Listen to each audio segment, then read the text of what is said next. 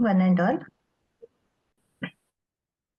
It gives me immense pleasure to introduce Professor J. Adinarayana, one of the India's foremost expert in AI-powered precision agriculture and sustainable resource engineering. Currently serving as a professor at the Center of Studies in Resource Engineering, that is CSRE, IIT Bombay. Professor holds a PhD in soil science from Banaras Hindu University and has over 3 decades of distinguished academic research and leadership experience.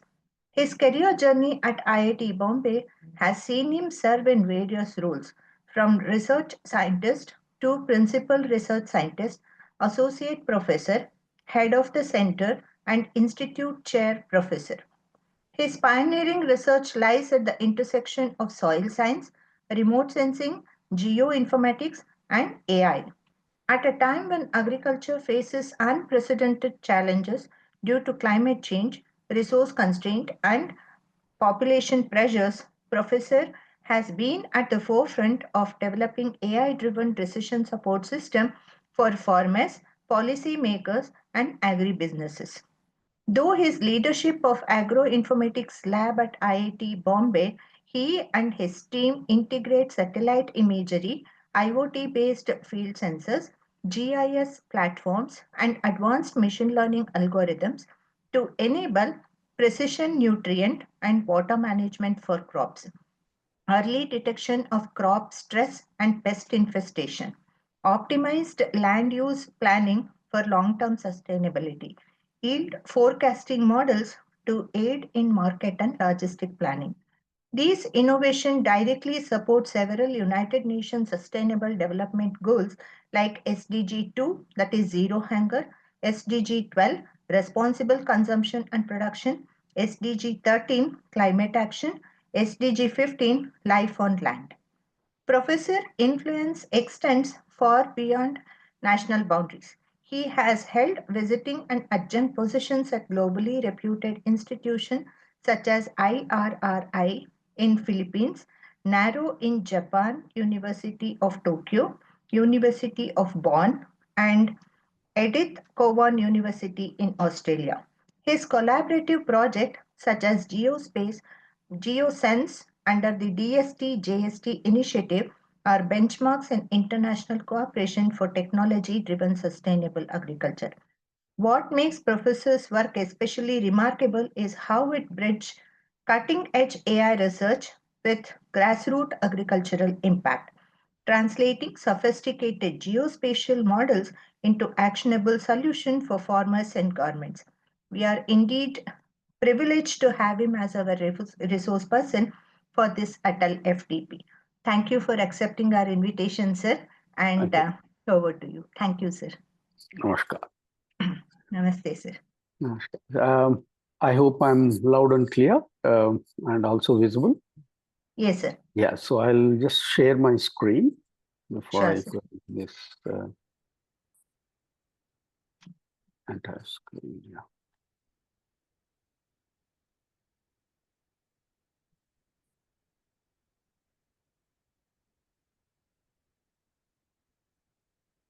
Oh, is this visible, please? Yes, sir. Thank you very much. Yeah.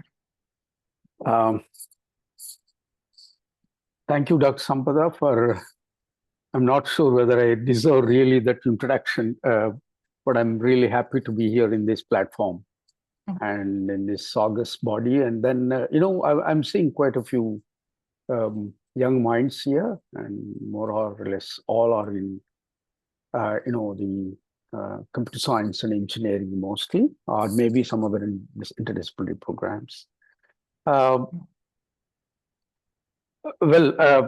I'm sure it's a week-long process for you, I guess, right? This is the 5th day, maybe another couple of days or one day, I don't know.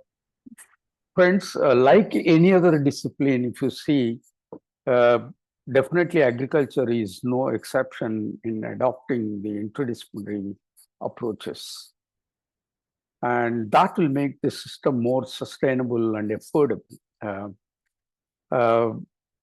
And it's more, particularly it's more relevant in this complex bioeconomy to adopt these new technologies and tools and platforms. I'll just run through whatever the work that we have carried out, as Dr. Sampada was mentioning, um, through me slides, augmenting how these modern tools are helping the precision agriculture. Just give me 1 sec.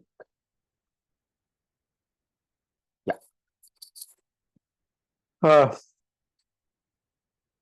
Definitely, as we are in the cusp of, the translational research or translational approach in all disciplines, as I said, agriculture is no exception. And my pitch here is, yes, we do have a lot of technologies, tools, and platforms, but let's achieve this advancement through these tools with ecological principles. I think that makes the system more sustainable. So that is what I would like to mention right in the beginning, and to see whether I'm able to convince you at the end of this slide. Yes, from treetop to the bedrock is the one which you need to think about when you talk about the agriculture now. So I would, in fact, right in the beginning, let me mention here, am I wrong in saying the discipline is disappearing now? It is more an interdisciplinary, more, solving the problems together in these complex systems, particularly in the agriculture.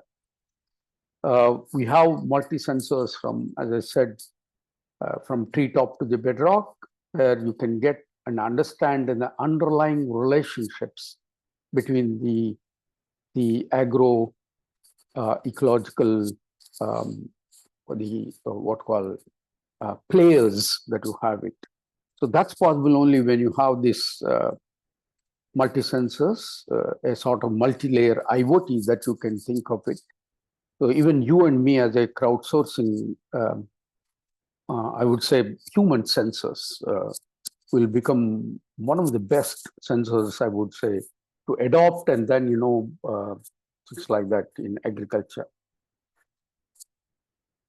Well, I'm not giving you much about this introduction, but what I would like to mention here is the kind of, the improvements in each year, although we do have a lot of improvements in the agriculture production, but at the end of the day, at the end of this 2050, where we are planning to double the crop production, it is not going to be achieved because we're only having 2.4% yield improvement.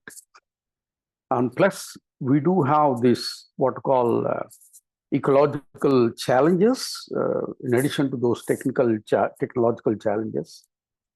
That's the one where we need to think really serious about adopting these new tools and technologies. That I feel that it gives really a breakthrough in optimizing such complex requirements and achieving those sustainable development goals. As Dr. Sampada was mentioning, it involves the SDG 1, zero hunger, the climate action, the 13, as well as the improved nutrition by quality procedure, number 3. In fact, in a way, I would say that agriculture, almost in every aspect of this SDG, plays a role either directly or indirectly. If you see these geographical information communication and dissemination technologies and assistive tools, friends, I'm sure you all know that. We have plenty of these tools and technologies. Precision agriculture, by name itself, is a technology. So that, you please, I'm underlining that one. The mantra which I would like to give here is, the technology is not there to look for a problem to be solved. But please remember, there should be a right technology that takes care of the science, the principles, the processes. That should solve the problem, and that will give us more innovations. And that makes the systems more smarter, sustainable, and intelligent, and whatever you call it. So that's the one second pitch I would like to mention here. Well, definitely there is a paradigm shift from the earlier conventional approach, which is based mostly on chemistry and engineering, which are non-sustainable. As you can see, the typical example of that green revolution, although it has given us a lot of inputs, a lot of insights, a lot of fruits, I would say that, in terms of the productions and things like that. But the same piece of land, despite using those resources, it is not giving that yield or that the results, so which is more unsustainable, I would say that. And now we are thinking of using this data-driven, knowledge-centric, technocentric, contemporary precision agriculture. As you can see here, friends, the market is really increasing year by year. And that's where I would request the engineering and science graduates to come together and to solve these complex agricultural issues. So when we talk about now agriculture, it is more precision agriculture now, because gone are the days where you apply uniformly, but here is where you need to think about the variability and apply your inputs accordingly. Now, it's not just only from inputs point of view. The precision agriculture operates on quite a few principles, which are starting with R. I'm sure you must have studied this one. Right time, right place, right amount of the inputs.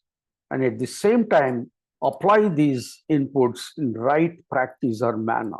For example, not just only the flood irrigation, but also you need to think about those micro irrigations like the sprinkler and drip irrigation and all.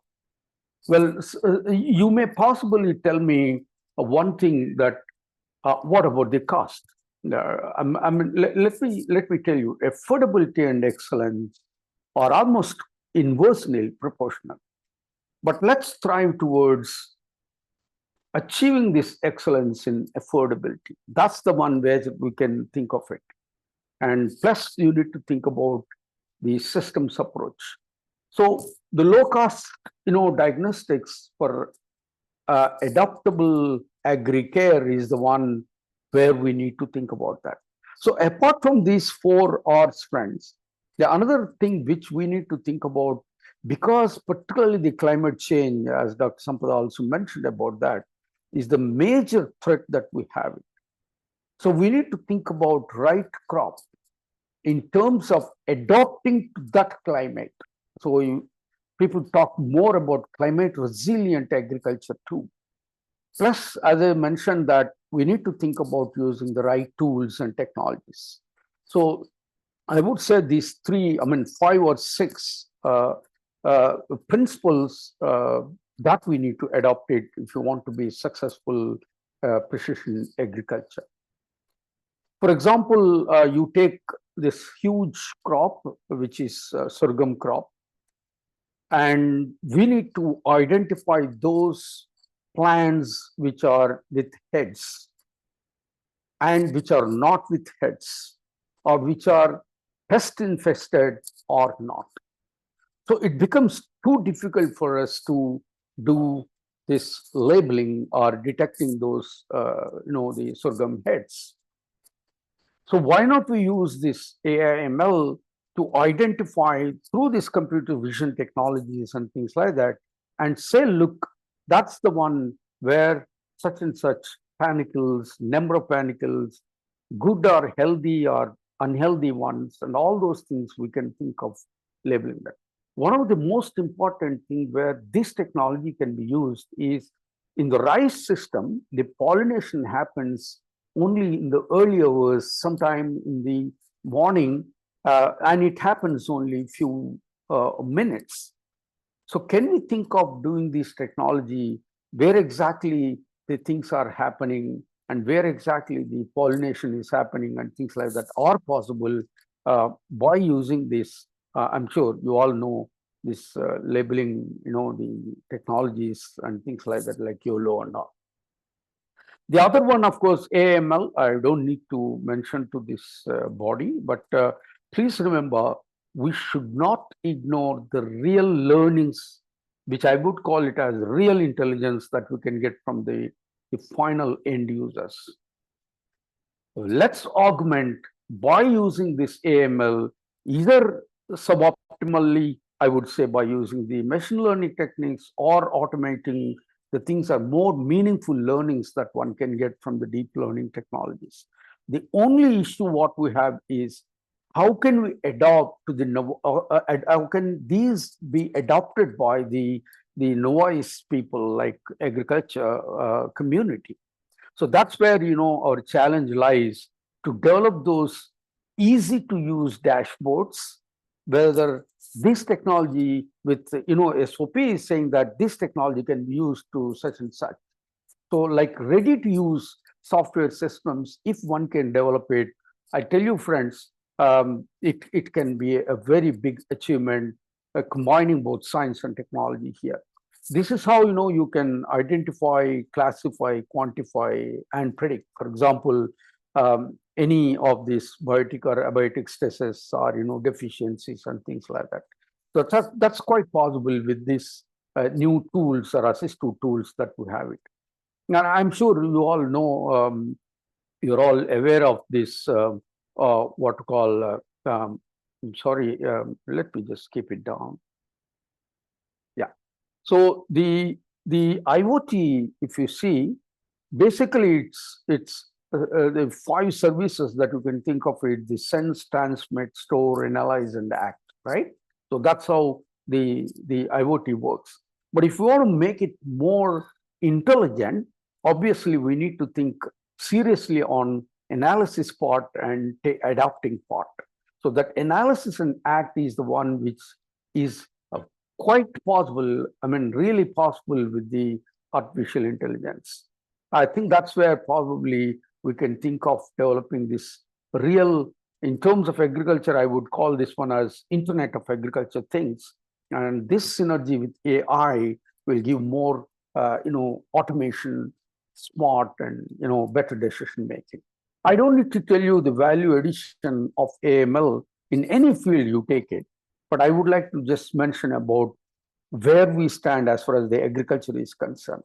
The AI infused with IoT is really increasing year by year, I would say, and that's going to go in quite a big way. If you see, friends, the top 10 IoT application areas, I'm sure you all agree that wearable sensors and mobility, transportation are the ones which is really taking the major crux.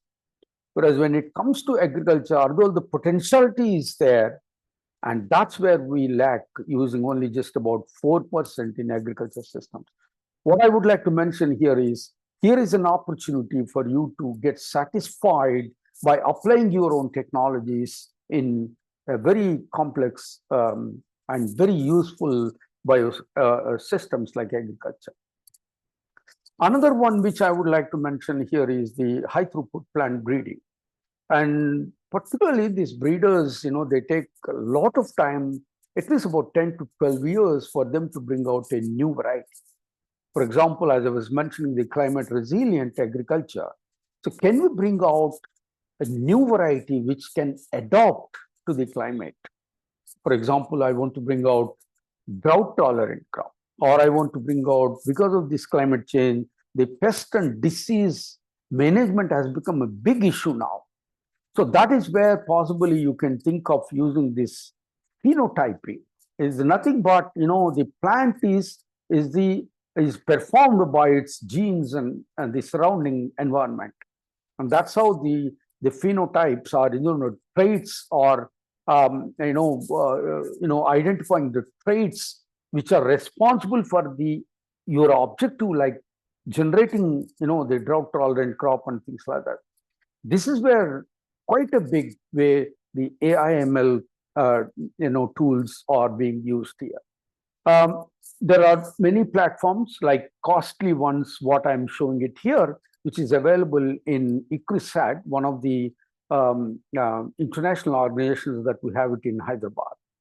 So it's a lazy scan. Basically, the laser scanners, 3D laser scanners, with which you get images of, both biophysical parameters like leaf area, plant height, and all, to even the biochemical properties like evapotranspiration and all. So there are about trenches, sectors, and you can really scan 4,600 plants at one time comprehensively to get these parameters. But that's where the big data is being generated. It actually mimics the plant behavior in the field condition. And this is pretty IT, because you have the sensor network to give you those ambient weather parameters.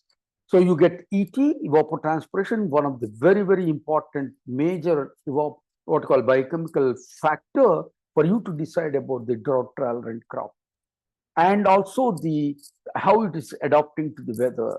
So when it is mimicking this field conditions, that helps the farmers, that helps the scientists to come out with those traits that one can recommend to the plant breeders and agronomists to adopt and generate that new variety. So thereby, we're actually accelerating the the plant breeding aspect. So that's why we call it as high performance plant breeding aspects. So that is one thing. Second, for example, we talk about using the UAVs. Yes, absolutely, it is going to be pretty useful.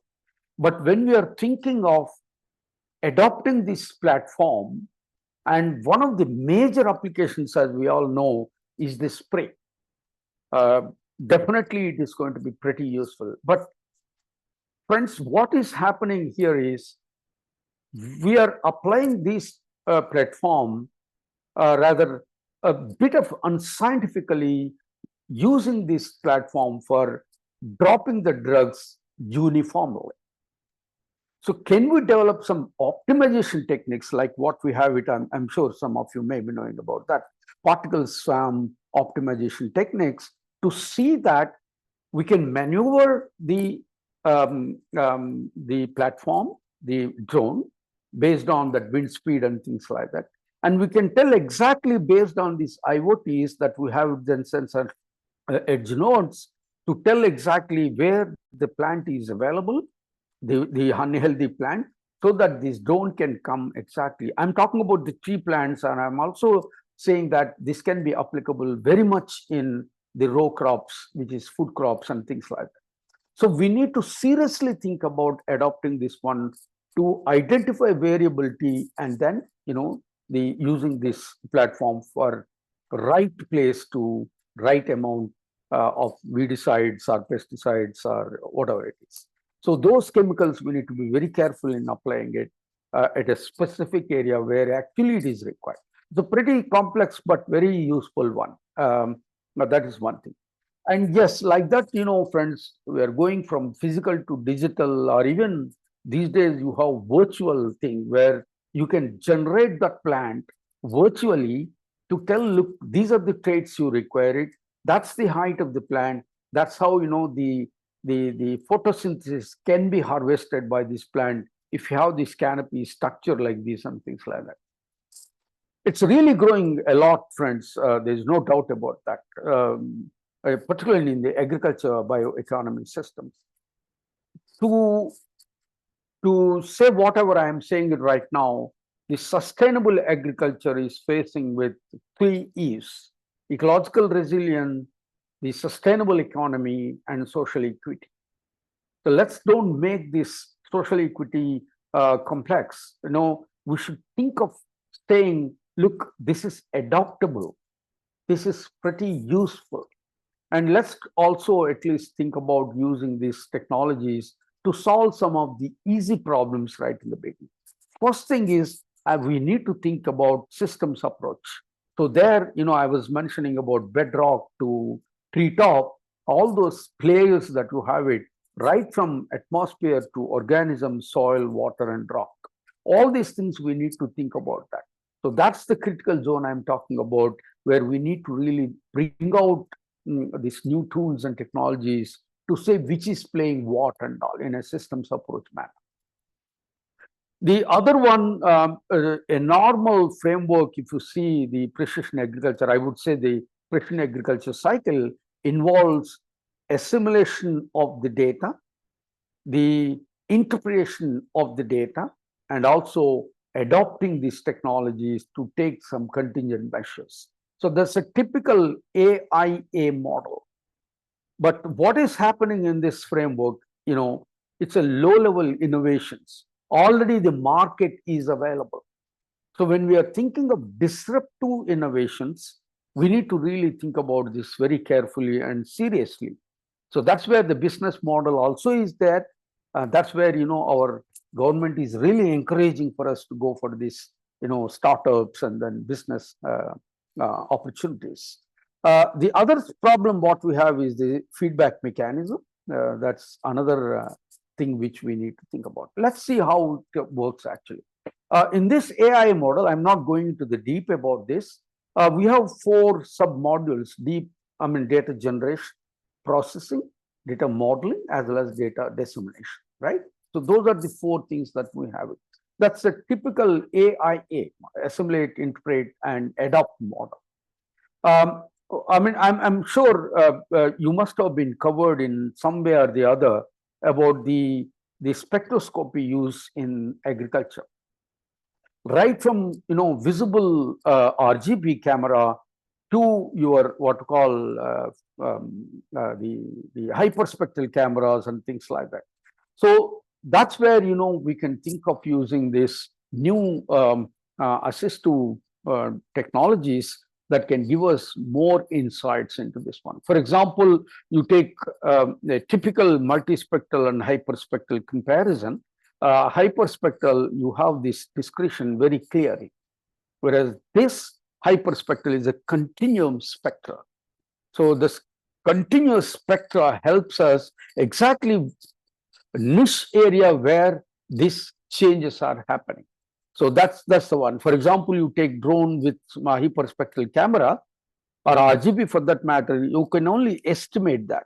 And with multispectral, you can identify, you can do exact quantification of this stress estimations and all. Another thing which I would like to mention, we talk about UAVs, we know that advantages like spatial resolution will be pretty at centimeter level and all, depending upon the height of the platform that you are using. One of the most important things from the agriculture point of view is the architectural information of the canopies. That is what we miss it by using the satellite technology, however 3D images that you can get it. But here, since it is a low orbital platform where you can apply some, the plant architecture information for you to get more information and all. So like that, if you want to make it AIA to intelligent or innovative model, I would say that. I would like to add one more, this innovate model in precision agriculture. Like any other system, we need to think about this disruptive loop within these submodules. That's what we call in computer science reinforcement learning, right?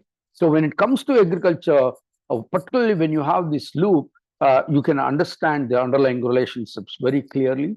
You can even learn back and also modify the models, modify the data acquisition techniques from high spatial resolution to low spatial or vice versa, and scaling up and all.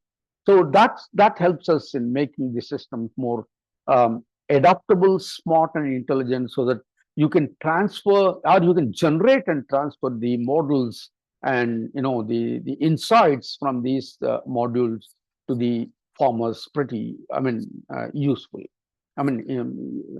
Easily. If you compare this conventional or smart agriculture, I'm just giving you the task. If you see here, it's pretty convenient by using these modern tools, which is pretty efficiently you can transfer the technologies, whereas in conventional, it's pretty low level. You can have disruptive innovations if you are thinking of using these tools and technologies with science, process, with the business vision. So that is one thing. For example, you take climate resilience, which is one of the very, very important aspect now, whereas these people, they take manually, they do it, and it's pretty slow and low.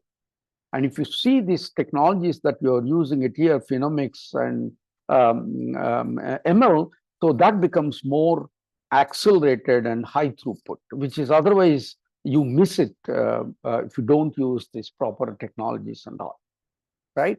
So another thing which I would like to mention here is it's just not about machine learning or sensing or IoTs, etc. here in precision agriculture, but the conventional methods or analytics, I would say that that leads to low innovations because you don't understand what very important underlying interrelationships, processes, and science in the plant behavior.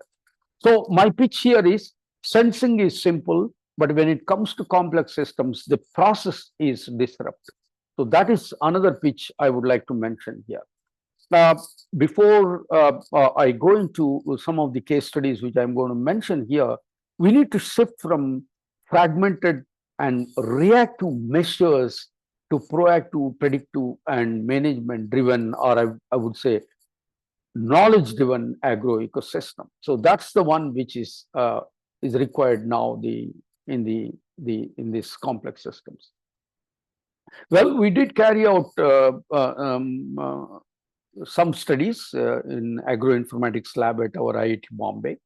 CSRE stands for Center of Studies in Resources Engineering. We offer master's, PhD, and BTech in honors in geoinformatics.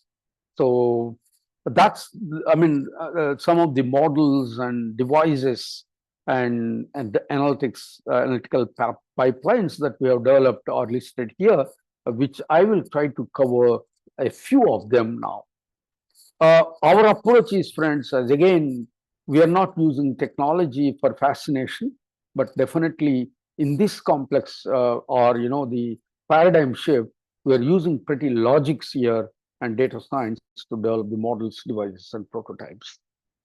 For example, you take the decision support system, which is a dialogue, I mean, data dialogue and model, DDM model, right? So that's the components of the decision support system. When it comes to spatial, obviously the GIS plays in a centerpiece here. So then it becomes SDSS. So we have developed systems like standalone decision support system to the web-based in 2000. Now currently we are at a real-time decision support system, because when you are getting the data, however proximal, or even the platforms like UAV, getting the data in real time, you're trying to give the solutions are also almost in real time. One of the projects we had from Ministry of Electronics and Information Technology is there is a scheme called Information Technology Research Academy.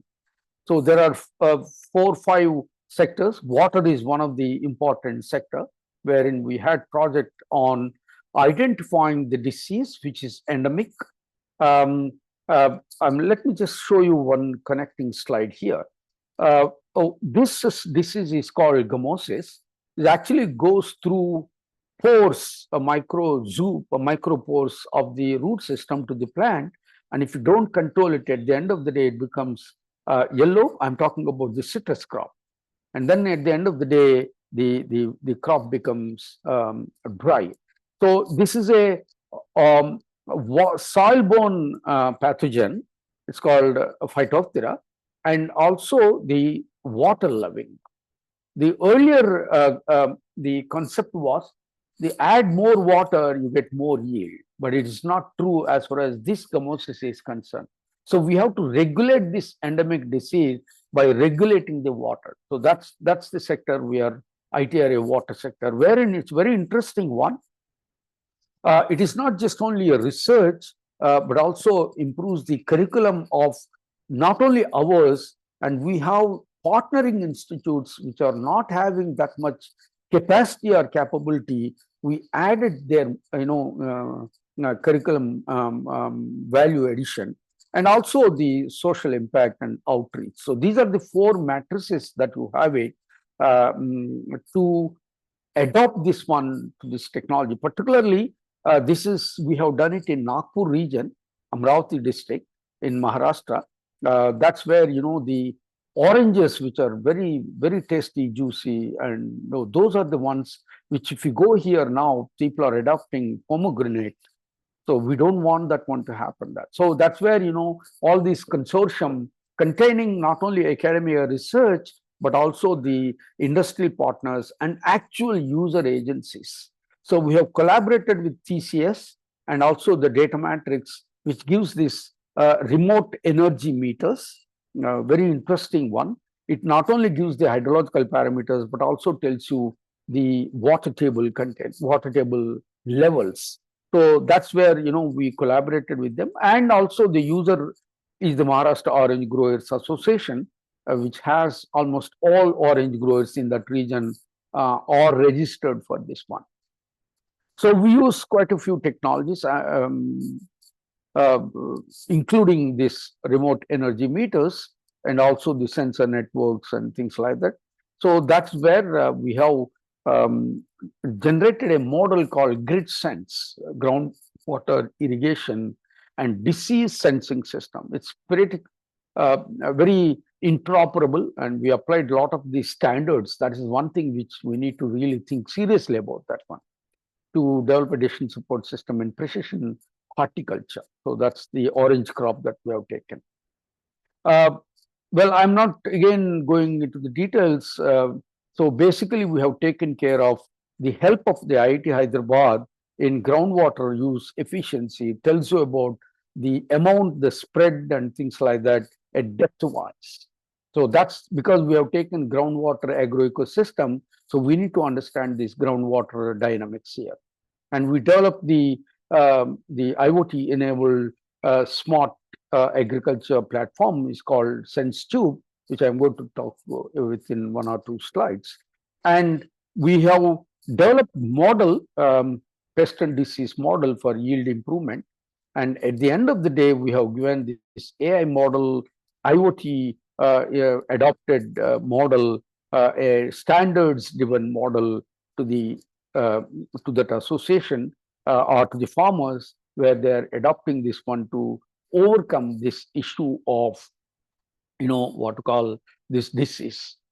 One of the novel systems that we have developed, which is again patented here, we have used thoroughly the standards, which are pretty open. We used open source hardware and software. We have developed an onboard storage enabled device, so which is we are calling it as SenseTube. It's again low cost diagnostics for agri care aspects, right? So that's the one, a standard based, interoperable, onboard storage enabled, and edge analytics device. So that we are using this one for weather monitoring, precision protection in terms of pest and disease, and precision irrigation in terms of water and the nutrient management also. So if you are interested, please let me know. I can inform you more about this one. That's one of the things that we have developed. As I said, human as a sensor. We developed a platform called crowdsourcing platform called eCitrus, wherein we have used. We have the problem of this. We have KVKs, Krishi Vigyan Kendras. By most of these universities, agriculture universities, they have this one. So they are basically extension specialists who take expertise from you, adopt this one to the farmers. So it's like a lab to land program. So they use this research to the farmers. So they're a sort of liaison between the scientists and the farmers. So we used text data mining.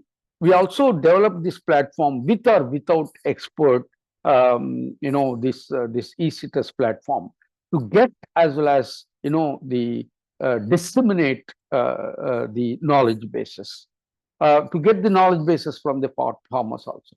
I'm not sure you are able to see these blue dots. All these farmers are registered free of cost. There is nothing here, and the blue dots. Why I'm trying to show here is, this can be from web-based as well as the mobile-based. Both we have developed it.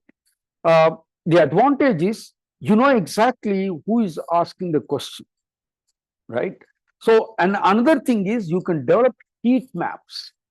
If the questions are almost similar, you can develop these heat maps and tell to the experts, look, this is the area where this problem is there. So, and if you don't have that expert at that time or day or two or whatever it is, it can actually do this text data mining from those documents, and it is such an intelligent system. It will pick up that question and give you the answer to the people instantaneously from those documents.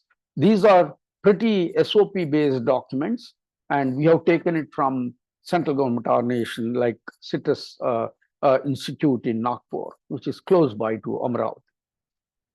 And we developed this IoT based automatic irrigation module to regulate this gummosis disease.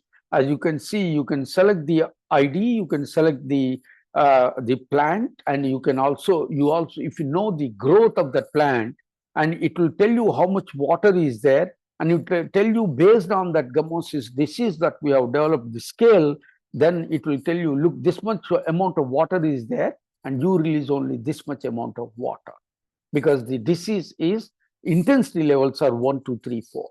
So that, I mean, we have quantified, but we are giving it qualitative to the farmers so that they won't be any problem in adopting this one, right?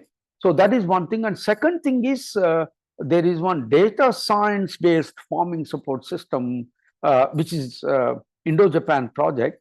It's a pretty interesting one, wherein you have multi work programs are there, wherein we are involved in WP4 and WP6, optimal crop management and high performance breeding aspects.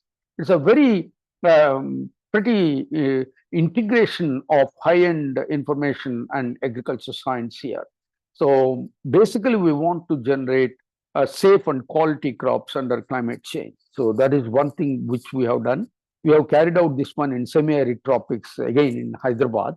We used multiple platforms to understand these relationships and things like that. Basically, if you see the optimal crop management aspects, two aspects that we have done is on modeling at-risk areas where exactly the water and nitrogen problems are there, which are very, very important under these climate change aspects. The second thing is weather-based crop resource management. We have carried out like typical agriculture experimentation. They take in 2 or 3 replica, and also they adopt this experimental plots in randomized block design and things like that. So this experimental design in the agriculture system is very much adopted for a long time. So we have taken 2 treatments of irrigation and nitrogen. Although they are quantified, I'm just giving you for the sake of non-agriculture people, the limited amount of irrigation, moderate and sufficient, same way both water and nitrogen treatments that we have generated. So there will be 3 replicas and 6 treatments. So 6 into 3, 27 plots that we have it in this, and which we have taken it in that semi-arid tropic, where we want to develop how we can adopt and how we can generate new crop types and things like that. So we have used hyperspectral and RGB data. We have done drone-based, the ground truths, plus we also done the chemical analysis, the laboratory analysis, and we have also used the process-based models to look where we stand as far as our model is concerned. To validate our model, we have adopted almost all platforms to see where exactly we stand. It's not just only developing the model, we also want to validate this one. One of the important biophysical parameters, apart from the biomass, plant height and all, because the drone gives us the architectural information, unlike satellite looks from only azimuth angle, it looks from one angle only. So you can get the leaf area index, which is nothing but the green versus ground.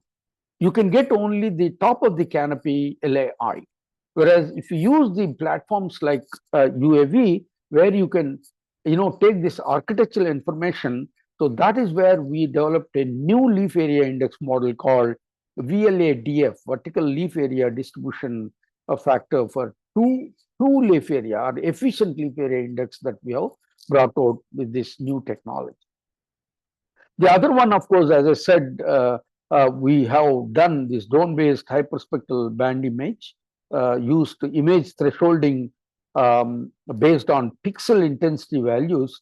So we have identified the number of tassels in plots. So that is, of course, as an experimental one, but this can be adopted in big areas also, right? So that is one thing. And second thing is, discriminating water and nitrogen deficiencies is very difficult, and particularly when it happens in large areas.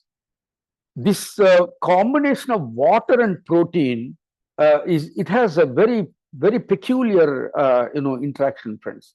So that gives the water overtones, those water to overtone bands, that is helping us to get this niche spectral indices, which is nothing but a sort of semi-quantitative manner or a numerical number that we can bring out these indices based on certain characteristics of the electromagnetic spectrum. So these heat maps that we have generated using these new visitation indices helped us in discriminating, although the deficiency symptoms are same, but because this water overtones, we are able to discriminate both nitrogen and water deficiency plots separately. So that is one more done. The other one which I was mentioning, Dr. Sampada, please let me know in case if I am exceeding the time. Sure, sir. Yeah, We'll sure. let you know, sir. Yeah. Sure. So other aspects, which is pretty AI-based one, where we developed pipelines, high performance plant breeding aspects. Major goal of any genome projects, friends, which is a very disruptive technologies, I would say, that this genome aspects. We need to tap this diversity in food security, nutritional, or health. For example, I'm saying the drought or the disease resistant varieties and all, and also the quality of life. Here many SDGs are involved. If you take those 17 SDGs, quite a few are connected with these food security aspects. That is the major goal of any genome projects.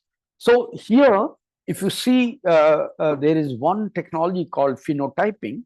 Basically, it's an application of methodologies and protocols that we develop to measure specific traits. It could be geometrical traits, or it could be structural, or it could be even functional related to plant, ranging from cellular level to the whole plant level also. If you see the left-hand side, the figure, these traits, it's nothing but the characteristics of the plant that can affect how it responds to those environmental conditions and also with genes. And if you see the genotype, which has specific unique genes, and the environment to adopt this host. So that host plant develops different traits to adopt it. It has its own, inherent capacity to adopt this one.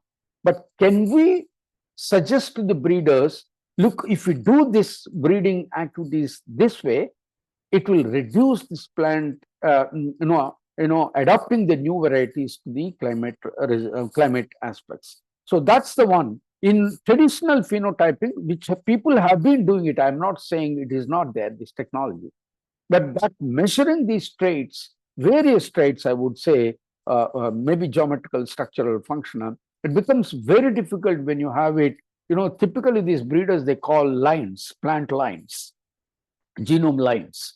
So nothing but genotypes. So those genotypes are plenty, they take it. Different genotypes which are adaptable, non-adaptable, and the things like that. So all these things, they take it, germplasms of these plants, innumerable number, hundreds and 200s and all. So it becomes very difficult for us to understand the spatio-temporal changes in the trait dynamics because of this environment and genetics.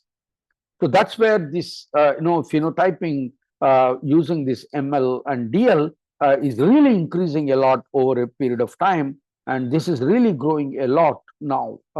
Of course, the Arlo is showing up to 2018, but after 2018, the kind of development in the phenotyping is really humongous, I would say that. So that's where your computer science people can really help with this. Yes, we need climate resilient varieties because we have pretty limited existing genes available globally.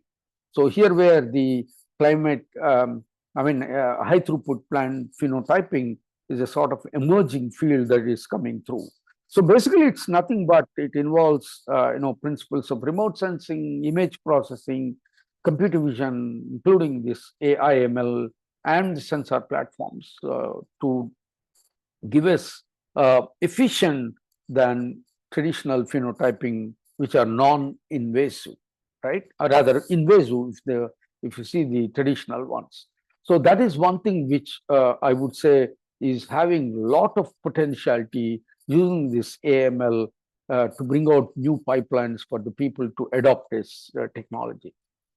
It's nothing but, again, I would say that semi-automated HTTP, non-invasive one. So as I said, from whole plant to the cell level also, you can think of it. How the phenotype is actually, as a function of genotype and environment, how it's behaving and things like that. So we have done studies in collaboration with the various institutes. One I had already shown you, interactions with the ICRISAT, International Crop Research Institute in semi-arid tropics. There, LISI scan, the 3D lasers scanners that we have used it. And the other one is the same institute, we adopted the drone technology to identify those varieties.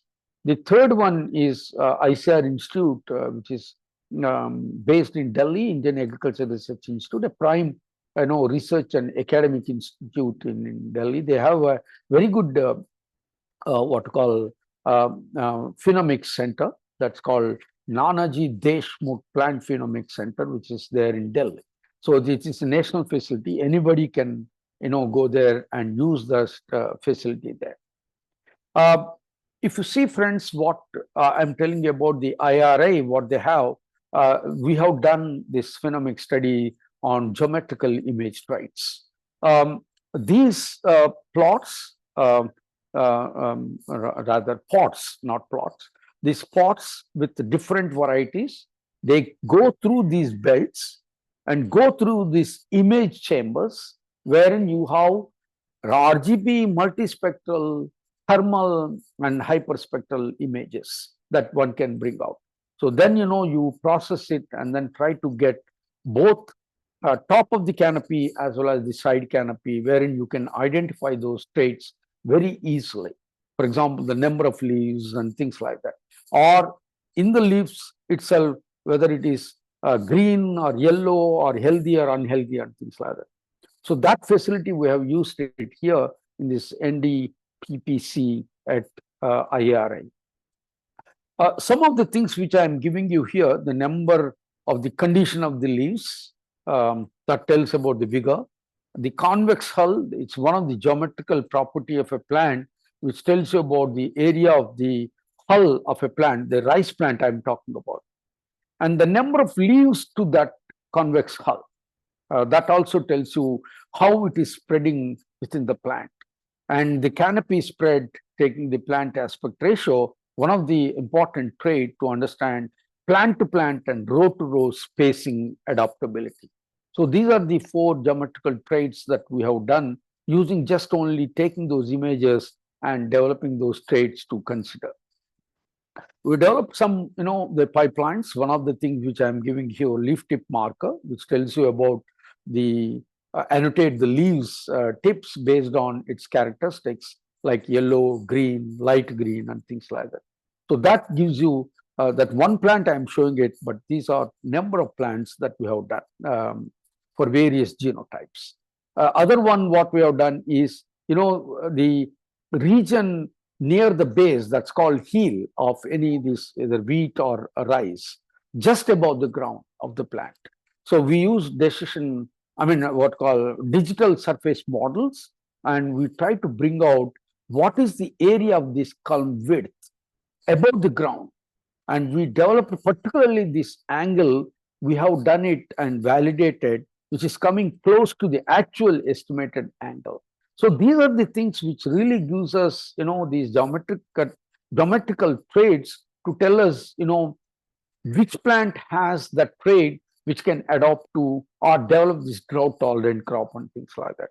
So that is one thing what we have done. We have done this PCA by plot of the traits, and that's where we are coming out saying that if you see the relationship, the visually no tillers, culm angle, culm width are closely associated with biomass and total dark green pixels, that is healthy plants. So that's where we are saying, look, breeders, these are the traits which are important, and these are the traits you can adopt it to develop a drought resistant or disease resistant variety and things like that. It's pretty computing computer based and pretty AML based technology, friends, this one. So that's where I would urge people to come forward, proactively interact with the agriculturists to help them in, because these agricultures are mostly novice in using or adopting these new technologies. That's where I feel this technology, and that's, we have taken number of plants, so we brought out the clusters and individual plants to tell, look, that's the one where you can adopt these drought resistant genotypes in that particular region or whatever it is. That is one thing. And second thing, what we have done with the ICRISAT is we wanted to enhance this identifying precisely the drought tolerant crops. So we have adopted how this drought tolerant crop is low early vigor are the ones which uses better water use in subsequently. And if you are using the early water, then the vigor of the plant at the end of the day is not going to be healthy. So these early vigor plants, which are efficiently using the water use, that we have done it using the canopy growth traits, like the plant height and leaf area index and all, to water use efficiency, that is canopy conductance traits, how the evapotranspiration is taking place, how the conductance is taking place through those pores that you have it in the leaf. So it's pretty biochemical here. So these are the traits that we have taken up and then told to the people, develop those pipelines like 1, 2, 3, what I'm saying it, to tell, look, these pipelines which are open source, which I'm going to tell, and people can use this one to develop this one. So spatio-temporally, we could bring out those traits because, as I said, they take up this number of genotypes.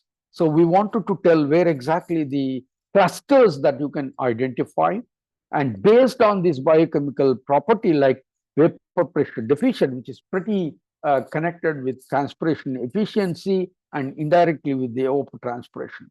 So those, the pipelines would help in, identifying this drought tolerant crop. Well, friends, these are some of the disruptions which are happening.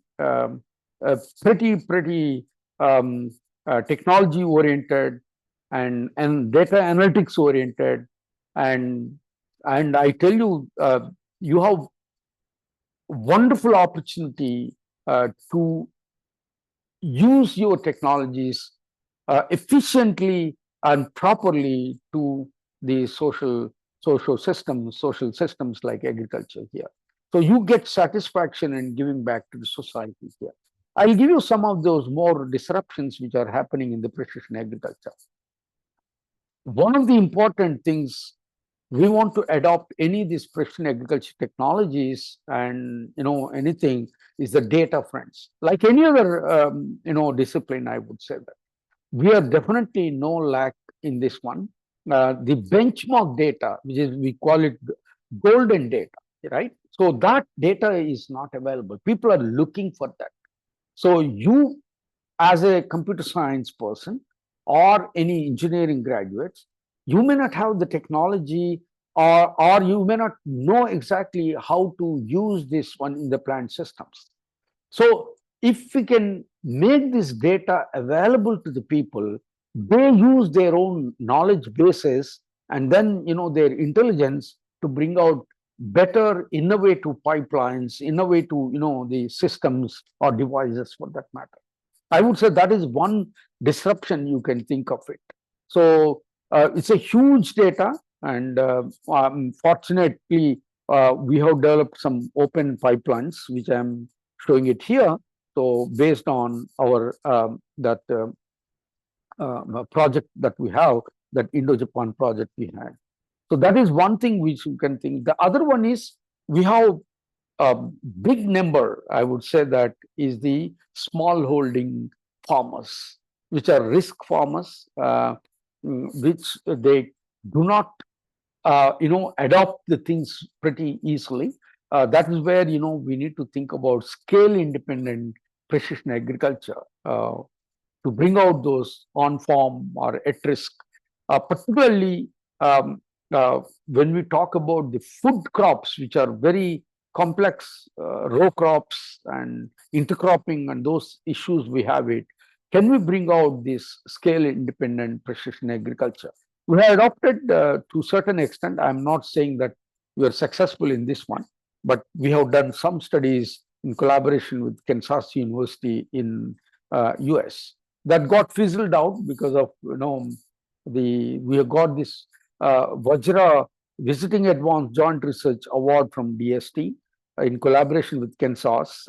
Somehow it got fizzled out, as I said, because of this COVID. We couldn't go further with this. The other one is the digital clone friends. In many fields, it's happening, and we can develop virtual plans to tell to the people, look, that's the type of canopy you require it, and that's the kind of the leaves that you require it. And that's how you can think of using this technology to tell, look, this canopy harvest photosynthesis, which is one of the very biogeochemical processes that we have it as far as the plants are concerned. So that is one thing, and we can also use this one for blended learning, like virtual learnings with this immersive technologies. It becomes pretty innovative. That's another disruption which one can think of it. The other one is the open science, friends. For various reasons, this open science helps us in equity, fairness, inclusion, and things like that. So, but we do have fragmented infrastructure, low holdings, low informatics and sharing culture. But still, I would say it is going to be very useful. And Government of India is, with the new mission, digital public infrastructure for agriculture, is the one which they have really given a lot of funds, 2,800 crores or something like that, which has a lot of potential for us to bring out this open source or open science that we can use to bring out this open infrastructure for adaptability. Well, I would say investing in infrastructure and service are the one which plays a big role in this open science, particularly in this agriculture. I will just end with one or two slides here. The sky and earth, friends, the gap is reducing a lot over a period of time. Initially, the geospatial technologies were a very fascinating one, and now it's more professional.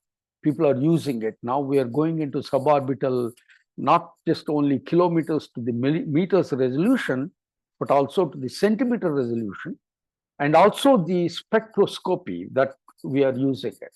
So this multi-layer one, which is really helping us a lot to reduce this gap. Uh, I would suggest you guys to see whether you can bring out these dashboards so that people can use it and adopt it easily, and whether you can bring out, because of the kind of the resolutions that we have it, let's bring out this micro scale spatial heterogeneity. The third one, when we are talking about smart agriculture, I would say let's go to green to digital revolution through the smart technology or smart infrastructure. I would say scientific, marketable, affordable, reliable, and time saving. That's the smart I'm saying, in addition to intelligence. If you can bring out this infrastructure for better implementation of knowledge and knowledge intensive and smart agriculture, that's the one which I would like to mention here. And I would like to end my talk. Friends, we have 2-3 books. The third one, we are in the process of writing it. If you are interested, please suggest this one to your library, or you can even own it. Huge opportunities, friends. Huge opportunities for you to get into this green technology, to develop this geoinformatics for effective management and satisfaction. Those innovations which are coming out because of you combining with the domain specialists are the ones which is the talk, I would say, is the one which I would like to emphasize more. A lot of benefits, and we need to think about inclusiveness, not only from academics and research people, but also I would say that PPP model, what we have, we need to involve the peasants. I would say that public-private partnerships, but public-private and peasant partnerships. If we can add that, I think that will be really good, and we can bring out some these technologies adoptable and all. And my last pitch here is, let's transform our research work really that matters, that helps the people, and bring practical solutions. So it should be very pragmatic. That works so that people can easily adopt it and employ business models that sustains. That's my topic, friends, and I will be very happy to share any of my insights, answering your questions. Thank you very much. Thank you. Yeah. Thank you, sir. My pleasure. Sir, I have 2 important questions. Yes. Yeah. So the first thing is how do we address the challenge of scaling models trained under controlled condition? Right. You and me are very good at research. But when it comes to scaling up, are you talking about scaling up your technologies? Or are you talking about downscaling and upscaling aspects? Upscaling. Yeah, because upscaling. Whatever we have done, so whatever your research work that has been, you have demonstrated, like it is right. controlled condition. But when we scale up to open field, then right. becomes, Yeah. One thing I would like to mention, rather 2 things I would like to mention. Let's bring out a cost-efficient or low-cost diagnostics for this agri-care. I think I made that statement right in the beginning. That is one thing we need to think about. If you want to be successful, the agro-technologies, that is one thing we need to think about that. We cannot and solve the existing problems rather than giving complex solutions. If you can do that right in the beginning, and it becomes easy for you to make the things adoptable by the folks. So I'm talking about the user agencies or the final user. Second thing is, as I said, we are very good at research aspects and bring it those prototypes and all. But when it comes to upscaling and taking this one to large number, obviously, you agree with me, that's where we need to partner with the industry. So the industry will take it only when it is affordable, when it is adoptable, when it is economical, when it is scientifically proven. And if already business model is there, there's no one to take because already they're in the business. But if you want to take up buy your technologies or devices or systems by the industries or startups for that matter, you need to think about this technology and science together to make the things most disruptive with business model. I think we need to really make adaptable by the agencies through this, convincing these industries who are into this business. I'm sure you agree that a lot of startups, a lot of industries are coming forward, taking this technology uh, um, much better these days. So am I answering your question? Yes, sir. Yeah. And I also want to know, like in a real condition, the conditions are totally different. Like in Right. open field environment, Right. lighting, soil, everything is Right. completely changed. Right. So what we have done initially is mimicking the field conditions in the lab, and Okay. then we also come out and adopting this one in the real fields. So when we are talking about you are playing with the lives of the farmers here. So that is where we need to be very careful in adopting it. We need to, unless validate and correlate with the ground systems, we cannot make the things adaptable. Again, I'm saying that adaptability. So that is where I think I would say one need to think seriously about this one. Yes, sir. Thank you, sir. And one more thing is like Yeah. you are using like the platforms like GeoSense, Right. GridSense, Right.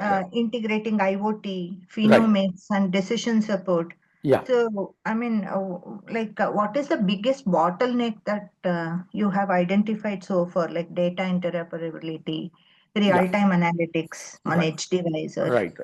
So I mean, particularly in this, I would say the I don't say ill organized or sectors like agriculture. We need to really seriously think about adaptability by giving easy to use dashboards. If you can think of giving these dashboards easy to use by this I would say low, I would say novice users of these new technologies. I think that is where one need to think seriously about this one. okay. Yeah. Yes, sir. Yeah. So, participants, any other questions you would like to, you can even post it on the chat box. Or one can ask even right then and there. Yeah. Yeah.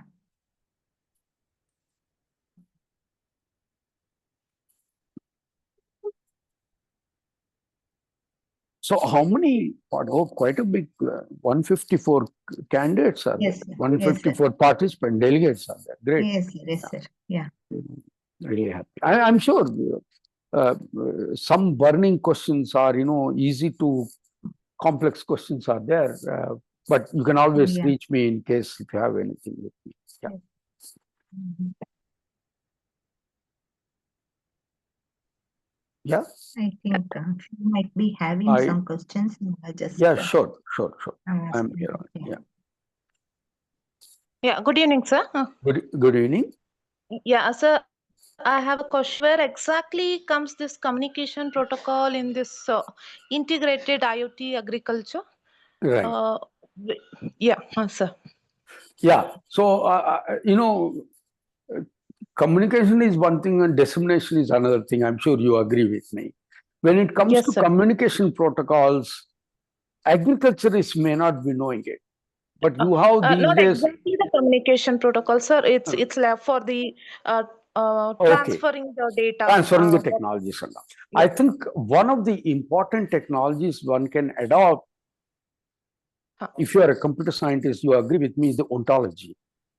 Right? Sir. So that Yes. ontology really plays a role in understanding the relationship between the players.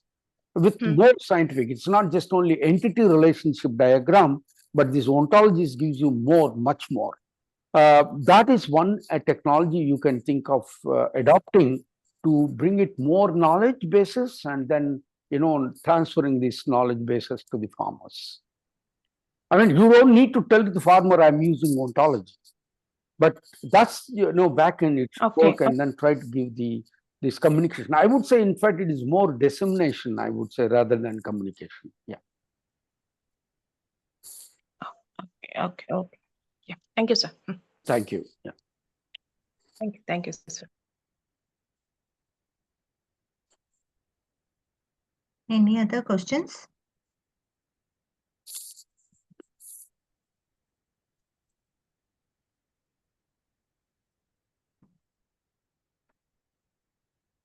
Okay.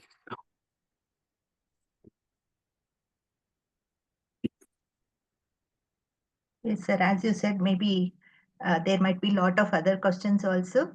Yeah, sure. If they share it with me, definitely I will forward it to you for the Sure. response. Sure. Yes, sir. Yeah. And thank you very much, sir.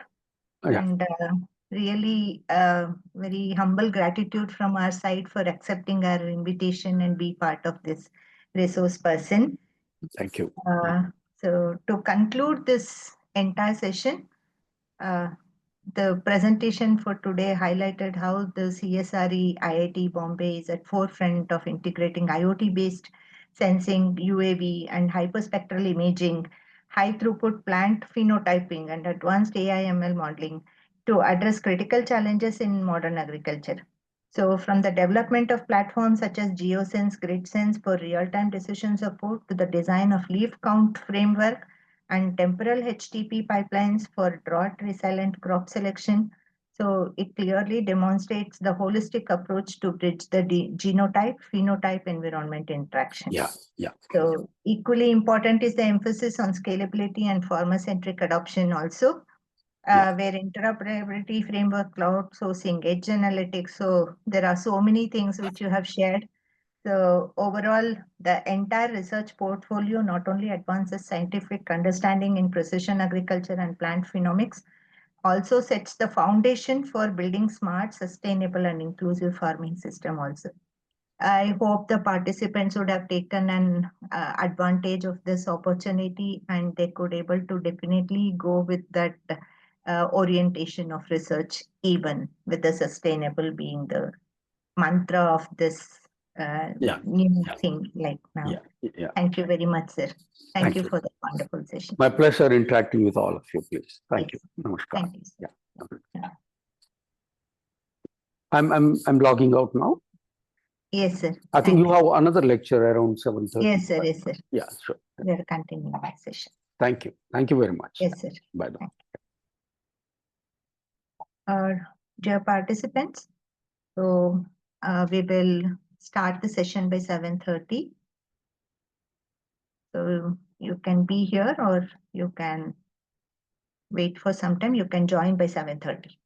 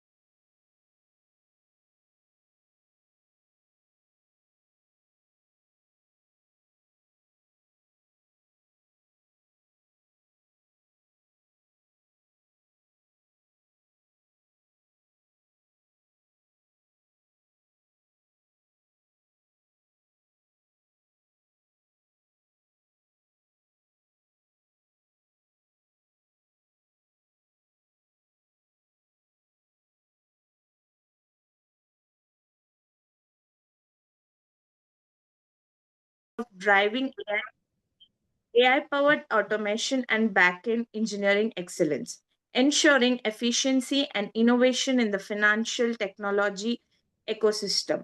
Beyond her technical expertise, she brings a wealth of experience in problem solving, system design, and collaborative development, having contributed to products that transform the way businesses handle operations and expenses. Her journey reflects not only strong technical depth but also adaptability and foresights in embracing emerging technologies like generative AI, which is reshaping industries worldwide. Today, we are privileged to have her with us to share insights from her inspiring journey, her perspectives on the evolving role of AI and backend engineering, and her experiences in building impactful solutions across global markets. Please join me in giving a warm welcome to Ms. Krupa Heber. Over to you, ma'am. Thank you. Thank you so much. It's a pleasure to be here. Good evening, everyone. My name is Kripa. I'll be talking to you today about my perspectives on responsible AI. But before that, some quick thanks. Thank you to Sampada ma'am and the department for inviting me to speak on this subject. It's a very near and dear subject to me, something I think about a lot. So I'm very grateful for this opportunity. Thank you so much. Let me just share my screen and we can, get started. But before that, actually, I'll expand on my background a little bit. So I am an alumnus of RNSIT. I graduated in 2018 from the CS department.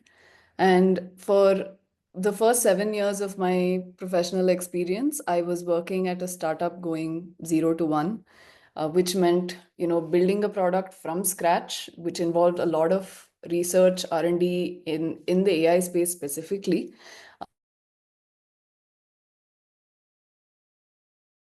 And then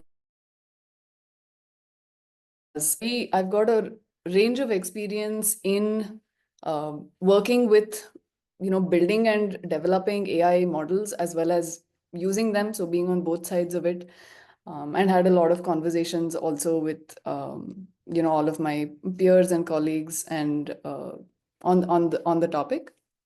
And recently, this year, I switched over to a fintech role, which was also a startup, but going from the 1,000 to 10,000 scale. So it was a lot about the scaling AI and all of the issues and, finicky things that come with that. And like Aishwarya mentioned, we've recently been acquired. So my future is going to look like, I think, the 10,000 to 1 million scale, which is a completely different level of scaling. So yeah, that's a bit about me. Let me just share my screen and we can get started. Just a second. Oops. Yeah, I hope y'all are able to see my screen. Yes. Okay, great. Yeah, so yeah, the topic of the day is responsible AI. So why am I talking to you about this? Let me explain. So ever since I learned about machine learning in college, I've been very interested in the technology of it, of course, but also about the consequences of potential misuse, the potential dark side of it, how to be safe with this technology, and which is, in my experience, people look at it as something unusual for someone to look at these sides of something she's interested in. But well, I've had many years now of reading about these kinds of things, researching, considering, having conversations, like I mentioned, and holding all of these nuances of, all of the benefits of all of these tools, as well as all of the responsibilities that come with it, and, who bears these responsibilities. And we'll get into a little bit more of that. And then also I've worked, like I mentioned, directly on the R&D side, creating new models, R&D side, adapting existing models, as well as on the usage side, where we have, used models built by the tech giants, Google and Alibaba, and, some of these major contributors. So I have sort of begun to understand a lot about this topic during that time. So before I get started, I want to also understand a little about who I'm speaking to. So I wanted to ask a few questions, and maybe you can just raise your hands, if any of these apply to you. So what I want to understand is how much do you all already follow, AI current events, whether it be the latest and best, AI models that today Gemini is winning, tomorrow it's Claude, day after tomorrow it's going to be DeepSeek, and then Claude comes back. There's been a lot of this happening over every few months. A different model comes out on top. How many of you are actually, following this kind of news? And maybe you can just raise your hand. No pressure.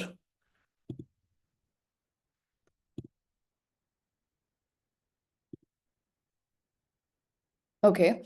And then also when it comes to, say, AI-powered apps, for example, now there's been, some news about apps that help students cheat on exams or candidates cheat on interviews, these kinds of apps that have come out, as well as, of course, more useful ones as well. So do any of you follow news about these kinds of things, about the developments that are sort of happening in this space? And again, you can just use the raise hand feature, I guess.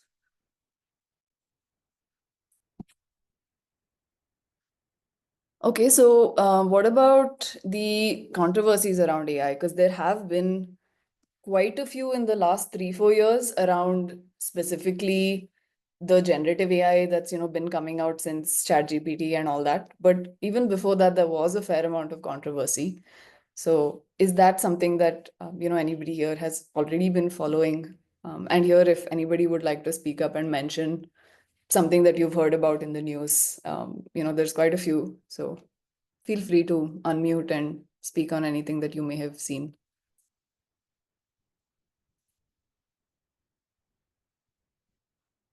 Nobody is evaluating you guys. You can feel free to speak.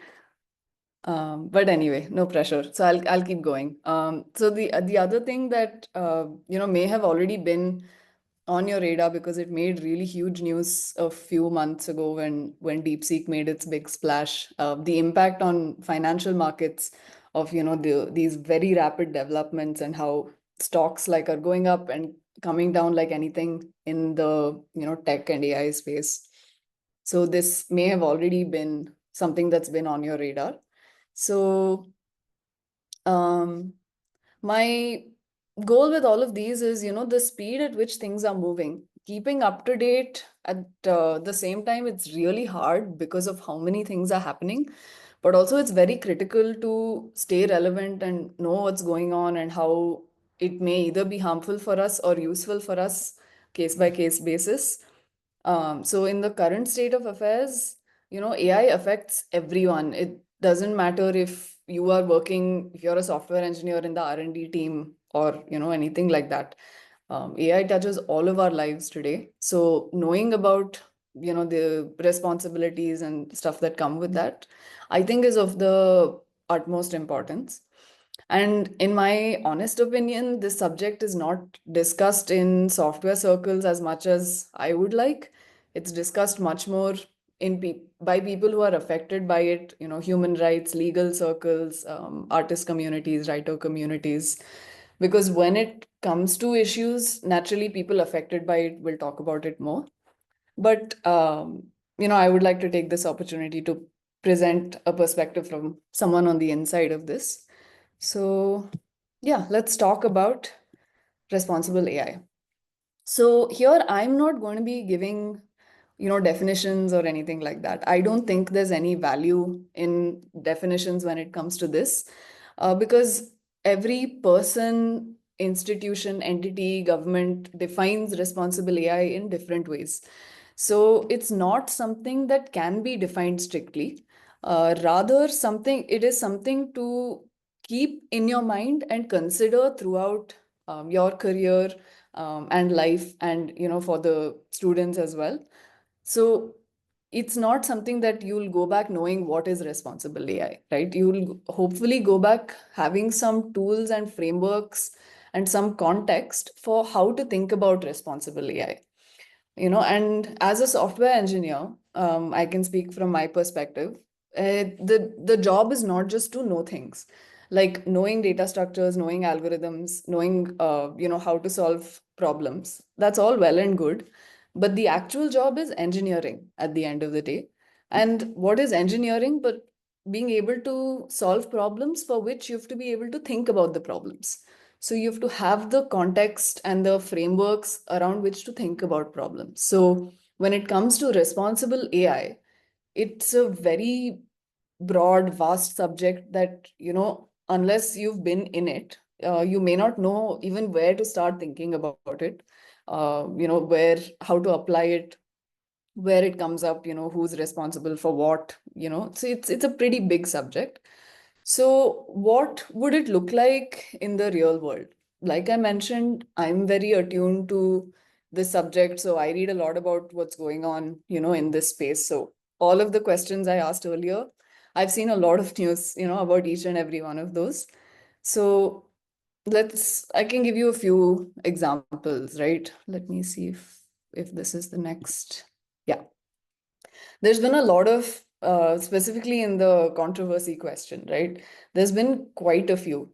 The first one on this may be something that might be familiar to few of you, right? Arjit Singh had an AI battle where his voice was cloned without his consent. And, there was a whole battle about it. And there was a whole court case and everything, which revolved around intellectual property, privacy concerns, personality rights, very complex topics. So this was one of the, local sort of really big cases. Similarly, there are artists like the Disney, creative team, as well as many independent artists, many authors, writers of, lots of books, music publishers, all of who have filed lawsuits that are still under litigation. And I'm not here to say one person is right and the other person is wrong. But just to bring to your awareness that these things are under litigation, right? The question is what is important. Who gives consent for data being used for training? Can we use anything available on the internet? Do we have to take permission from certain people? Do we not need permission from certain people? So this consent also is a really big topic.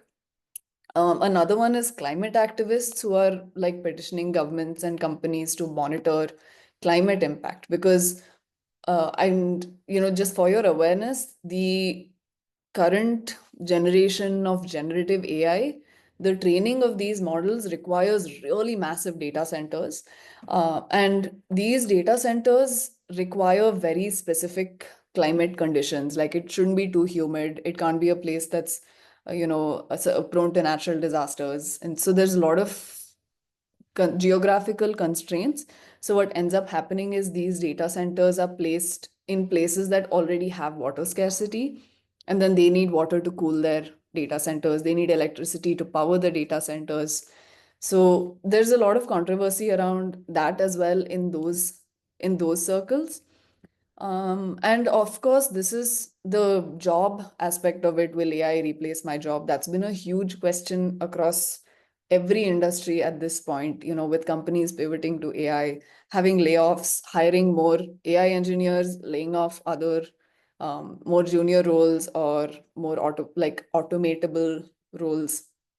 This is also, a very big topic, especially for the people experiencing it today, and especially for students going into the workforce. This is like a big concern of what the job market is going to look like, now that all of these AI tools are available. So all of these are with just generative AI just in the last 3 to 4 years, from 2022 or whenever it was that the first, ChatGPT made like big news. And I was working on the AI field several years before that, right? And there were controversies then also about how AI was being used.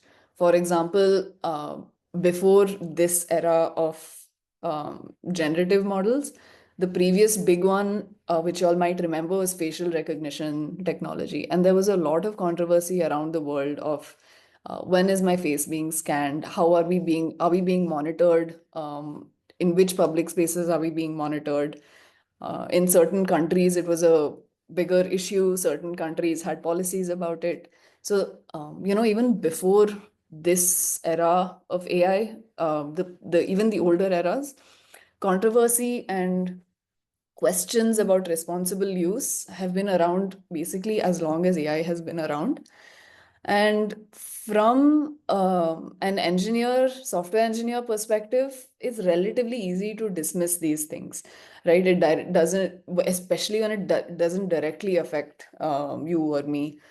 But then I think it is our responsibility to think a little deeper. Who is responsible for these things? Is it one person to blame? Is it an institution? Who's responsible for fixing if there is a problem that's found? Is there even a problem in the first place? So this is why responsible AI, in my opinion, can't be defined, but the framework for understanding it lies somewhere in between all of these questions. So from my perspective and sort of the research that I've done, responsible AI rather, breaks down into a few different actors who are the responsible factor. There are individuals like you or me who might be using AI in our work or personal lives, day to day. There are individuals who are directly affected by the usage of AI, whether it's through job loss or any number of other reasons.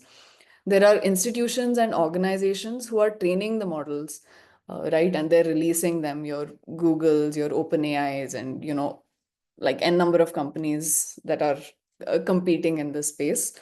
There are legal regulatory bodies who these are accountable to, which are trying to keep up. And I think there's another session on this, so I'm not going to be speaking too much on that last respect, but we'll touch on it a little bit.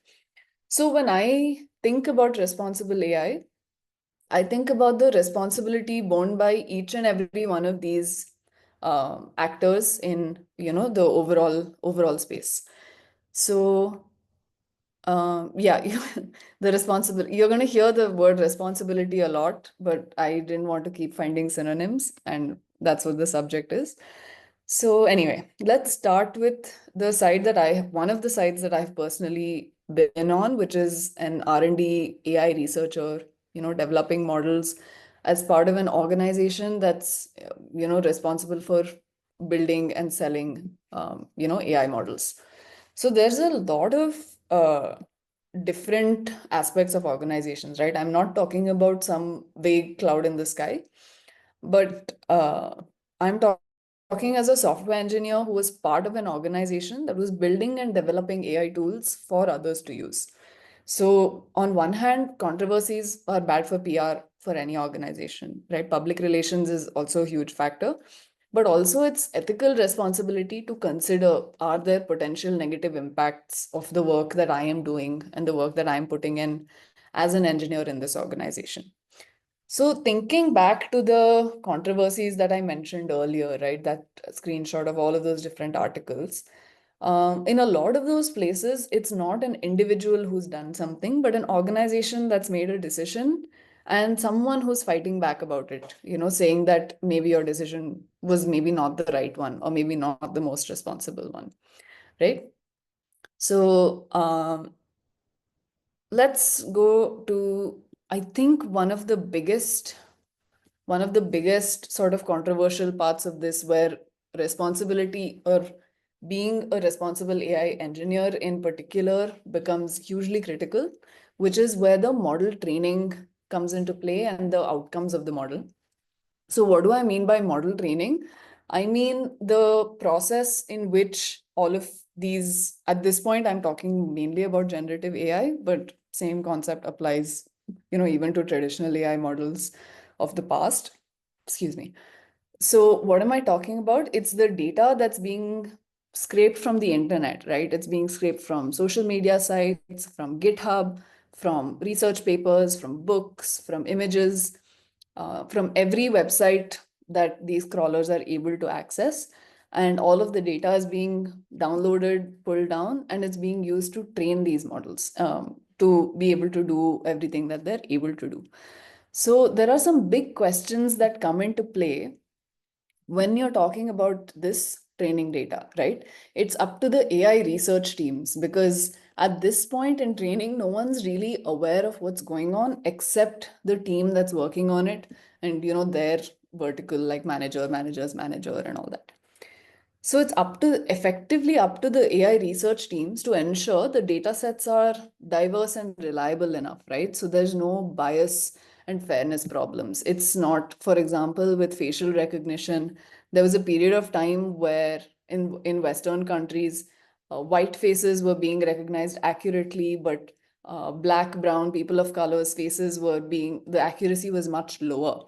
And these models were being used in various applications and having impacts, with these biases, in this, like, baked into the system. Similarly, some of the lawsuits I mentioned earlier about copyright and intellectual property, they're downloading all of this data from the internet. Are they allowed to access the data? Is it legal or ethical or responsible for them to do so? Is it copyrighted material? Is it protected by intellectual property laws? Is it open access for anyone to, download and access? So that's also, one of the major concerns. And the next related one is also privacy, because if you think about it, today almost everybody has personal data on the internet, right? In some app or some website, our phone numbers, our email addresses, our home addresses, our health information, there's so much information about us that's on the internet that's available for these models or these teams training these models to access. So privacy is a huge factor of responsibility for organizations. So, for example, training any kind of model on personal medical records or personal identifiable information like addresses, phone numbers. These are, in most countries around the world, this isn't allowed without explicit consent or getting some kind of permissions. So that process would need to be followed if, for example, a health tech startup is trying to build some AI tool that's able to diagnose diseases, and it requires data sets of patients who've had those diseases and their reports and their scans and all of that. That's not something that just anybody can do, right? At least not if they're being responsible. So these processes that have to be followed, that's a really big part of organizational responsibility when it comes to AI. And the last one on this slide is data security. So there are laws, existing laws, like HIPAA, GDPR. There's a slide about this in the regulation section where we'll get into it a little more. But these dictate which personal private data can be used and when, and who can have access to this data. So the security of, say, the database that all of these are being downloaded into, who can access that database? Is it secure enough? Is it possible for someone to maliciously hack into it and illegally access that data? So the teams which are dealing with sensitive and private data, who've jumped through the hoops to get those permissions, it's also their responsibility to then make sure that that data is secured and that no one else can access it. So data security also is a responsibility of these research teams or these R&D teams within the organization. And I've worked through a time, like when I entered the workforce 2018, and it was probably happening, even before that, the people using AI tools were also the people developing the AI tools, right? It's the same group. Even though it's different companies, there's one AI company that's building the model, there's another AI company that's using the model, and another AI company that's using that company's outputs. So everybody at that point sort of knew that models are not 100% reliable. They can give false positives, they can give false negatives. And so these sort of technical aspects of it were sort of known within almost everybody using AI. And so these things were accounted for in the product. And also it wasn't a huge deal to just say that, oh, the model made a mistake, we can't do anything about it. And these kind of statements were fairly common back in the day. But nowadays, it's spread to everybody. My mother, my grandparents also have AI on their fingertips. They can ask a question, get an answer. We can't expect everybody to know about false positives, false negatives, and all of these technical concepts. So as it spreads more, there's even more responsibility on these engineers to think about these real world impacts, where it can go wrong. And we can't discount or ignore any of these potential problems. Rather, they have to be solved for. And that's also part of the responsibility. So out of all of the litigations or controversies that I mentioned earlier, a large number of them actually boil down to this training model stage, where data is being accessed. The claims are that the data is either being accessed without consent, or that it's being used in a way that the consent didn't account for, because everybody's accepted terms and conditions on YouTube, Instagram, Facebook, whatever. When those terms and conditions change, technically maybe the company has now a right to download your data. But there's also the opposite claim that if we are not aware of it, the consent is not valid. So then there's all of these lawsuits that are fundamentally sort of based in this model training stage, and the cases are still under litigation. Some of them are going with a win for the AI companies, some of them are going with a win for the complainant.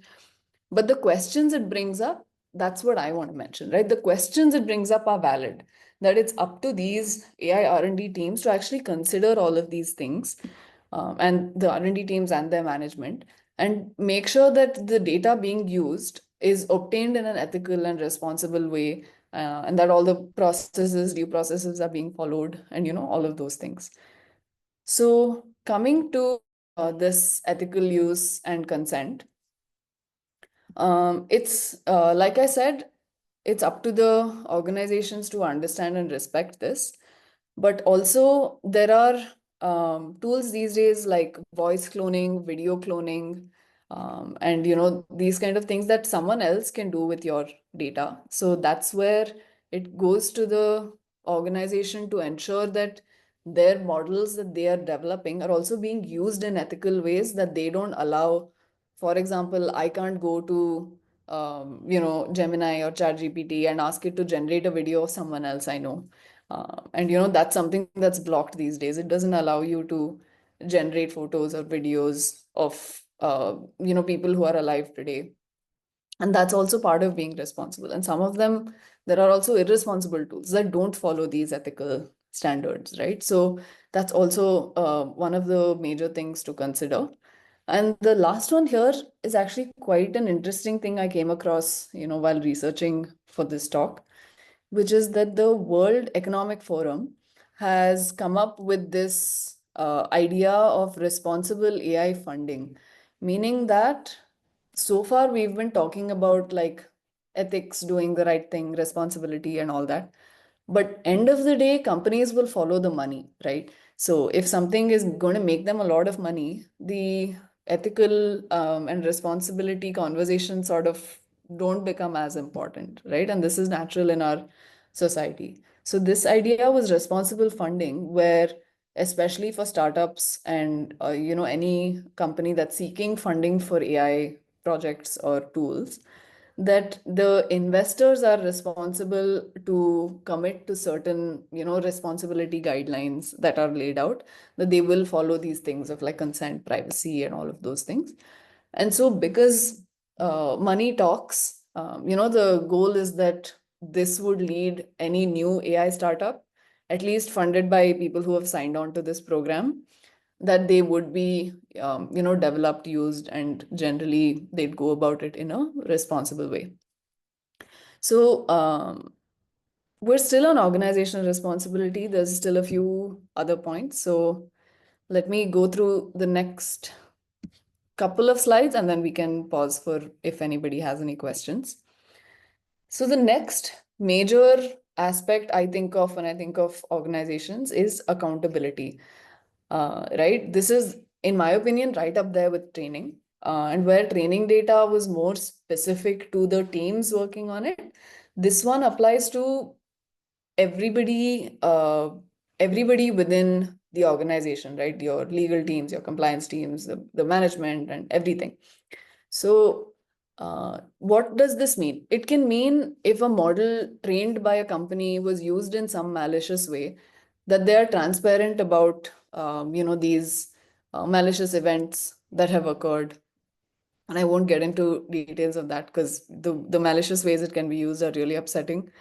But it is their responsibility, right, to disclose these things. On the other hand, it's also if a model is giving out something that's incorrect or problematic, it's up to the organization to explain why. The model is wrong sometimes, we can't help it, kind of excuses that used to work back in the day, they're no longer valid. Organizations have a responsibility to improve explainability of these AI models so that if something goes wrong, they're able to explain why and then able to build towards a solution for it. Whether it comes from, if you remember the early versions of ChatGPT, would go very wrong. You ask 2 plus 2, it'll give 5. You ask how many R's are in the word strawberry, it'll say 2 or it'll say 4. It was just bad at it and it would give incorrect answers. And these simple prompts are easy to validate, right? 2 plus 2 is not 5. Strawberry has 3 R's. But when you're trusting an AI model with much more complex problems, most people wouldn't check it. And so you'd get into trouble. And so the way organizations stepped up in their accountability for these things is they added fact checking, they added various technical solutions that would say that if it's a math problem, the math has to be checked and the math is not treated like English or all of these things. It's very technical. And conveniently for R&D engineers, this explainability problem is very interesting technically. Because if you have an AI model that works really well, but you can't explain why it works well, adding that explainability itself is an interesting technical problem. And on this end, I can talk about, I think during my professional experience, the first paper that came out that really made huge leaps and bounds in this explainability aspect was this research paper by one of the R&D teams at Google, which is called, the paper is Attention is All You Need. And it's about this type of neural network called a transformer neural network, where they added, I won't get into too much technical detail, but they added, this concept of attention, where earlier the model was one that it was in the natural language processing domain. It would just give you some output and you had to just accept it. It was text-based. And after this, the model was actually able to highlight the parts of the input, text, phrase, document, whatever, that led to the output. So, it was able to explain why it gave the answer that it gave. So this was a huge breakthrough in natural language processing models. And so I know that the Google research team and a lot of others are also now, other research teams are also picking up, more on this side of things. So that's actually like, for anyone interested in software engineering, this paper itself is really interesting. But anyway, back to the subject matter. This last couple of things related to accountability. So far, I've talked a lot about controversies and responsibilities and all of that.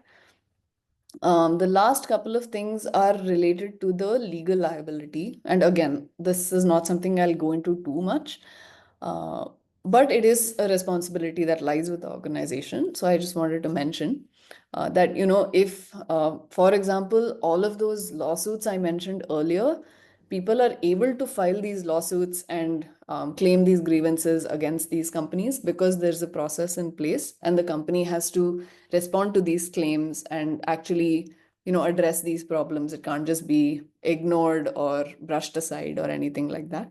So having processes for liability, grievance redressal, this is also something that AI companies are, focusing more on, and something that startups these days know that they need. Whereas a couple of years ago, startups that came up, many startups actually crashed because there was some grievance against them. They weren't able to address it properly, and it, just crashed and burned. So this is sort of, I think, where I'll wind up on the organization, institution part of it.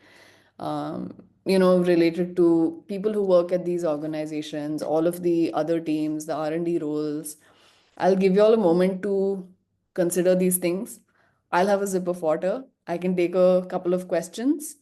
If anybody has about any of these, I think this is sort of high level, most of the things that we covered in this section. So yeah, if anybody wants me to talk about any particular aspect a little more, or if you have any questions, please tell me. I'll pause here for a few seconds.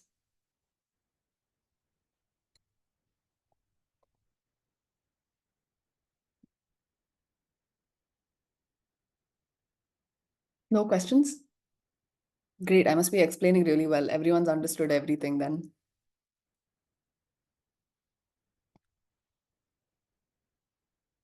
Cool. Anyway, let's move on. Okay. So the next actor that was in that slide earlier is individuals, and this is where it relates a little more directly to like you and me, or any individual who's using these AI tools, AI products in any sort of way. And this is another thing that's, right up there, where there's a lot of responsibility, in my opinion, on anyone who is using AI, for any purpose, whether it be for work or day to day or whatever. And there is a lot of debate about this topic, let's say. I've had a lot of discussions, when I was interviewing for the role that I'm currently working at. This was a big subject of contention of, because I was saying that individuals have some responsibility. It became a big debate. I had a debate with the CEO. I had a debate with engineering managers, multiple engineering managers. And there's a lot of different perspectives on how much individual responsibility is actually there, right? Because when it comes down to it, organizations, institutions largely have a huge amount of power. Governments, regulating bodies, they also have a huge amount of power. Individuals are just individuals, right? There's only so much we can do. But I have some specific things here that I think are really important. So here I'd like to deviate for a second to talk about a personal experience that I had, I want to say sometime last month or the month before. So like I've mentioned, I switched jobs recently, right? And I went from a 0 to 1, 1 to 100 startup, where it was more of, we built the product up from scratch, right? I had awareness of the entire code base. I had written a lot of the code from scratch. I basically had the whole code base memorized. And to this new organization where that was not the case, right? It was a much, much bigger code base, over 200,000 lines of code. And I was working with a project that dealt with lots of parts of it. And so there were two very specific expectations from me in the task or the project that I was given, about what was my end goal, right? One end goal is obviously to complete the project well, to consider edge cases, to write tests, to, just do the software engineering part of it well. Coming in as a, senior engineer without too much support, I was expected to be able to do that relatively independently. And then the other side of it was also, the organization is currently, pushing more engineers to use AI tools in their engineering workflow, specifically Cursor, the IDE, which I don't know if you've heard of, but it's a coding, development environment which has inbuilt AI. So it can autocomplete code. You can ask questions. You can ask it to write code, fix bugs, write tests. You can ask it to do lots of things. And so the second expectation from me was to leverage this functionality and to then pass it on in a presentation to my colleagues and to the junior engineers about how AI could be used to, improve or speed up or help in the development process in some way, right? So there was a lot of pressure around um, that particular aspect as well. So I used Cursor at every stage, right? I explored the code base. I understood the coding practices, design patterns, technical documentation. Then I used it to write some code. I used it to review code. I also obviously reviewed it myself. I used it to write test cases. And so I had a pretty comprehensive view from this one project. It lasted about a month of the ways in which AI or Cursor specifically was useful to me and the ways it wasn't, right? What I found was that in places where I knew exactly what needed to be done, right? I could have written the code myself if I didn't have this. I had figured out all of the problems and I was able to give very specific instructions of follow these guidelines, do this, don't do this, check this table in the database, don't check that table in the database. So when I knew exactly what needed to be done, it performed really well. I was able to specify, if I was going to take 2 hours to write the code, I instead took about 30 minutes to write the prompt and it wrote the code, right? And then I took another 30 minutes to review the code. So it could do things like search through the code base and write code a lot faster than I can say physically type, right? It's the same code I would have written, but AI is writing it and I'm just reviewing it. So that makes the process faster. And these were the kind of things that, my management was looking for from me of like findings of, how it was helpful, right? But the opposite side of it was also true, where if I didn't understand something and I tried to use like vibe coding, saying that, oh, there's some problem here, try to fix it. It was really bad. It would go around in circles, it would change unrelated code, it would come up with solutions that made no sense, and it ended up wasting more time than it saved. So yeah, these were like the findings that I came across and all of that. So I did the presentation, everything's well and good, right? The critical moment came during a team code review. So there was one single test case where there was one single field, which was an impossible state for the system. So we were dealing with, expenses and financial data, and the states are like, approved, denied, and in progress, like these kind of states. So there was some combination of things where this particular state was basically impossible for this particular part of the project. So my colleague asked me very sincerely, and I have very sweet colleagues, no judgment or anything. He said, is there any scenario where this is possible? Because he thought maybe I found, something that's not a usual, maybe it's an edge case or something.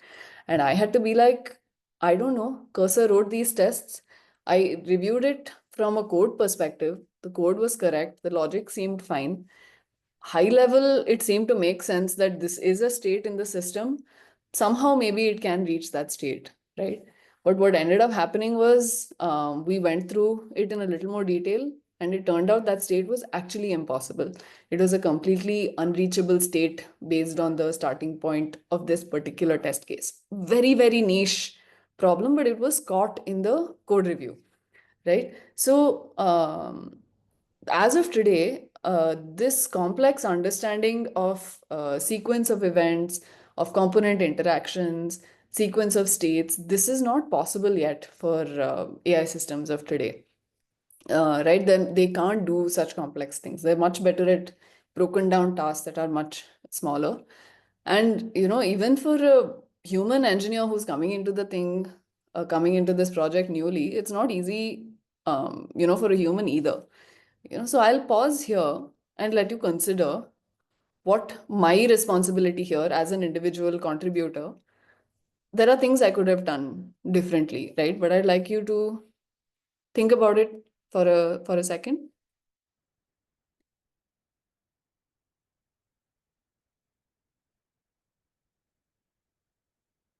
So the thing, in my opinion, that I could have done differently, right, was contextual assessment.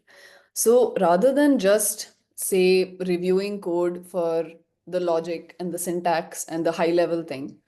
So there's a much deeper understanding of the system as a whole, right? Of the context around the problem of, yes, the state exists in the system, but the context is that when this is the order of events, that state is not going to happen, right? So it's not the responsibility of a software developer in the context of AI is not just to evaluate and review the output in terms of code review, right?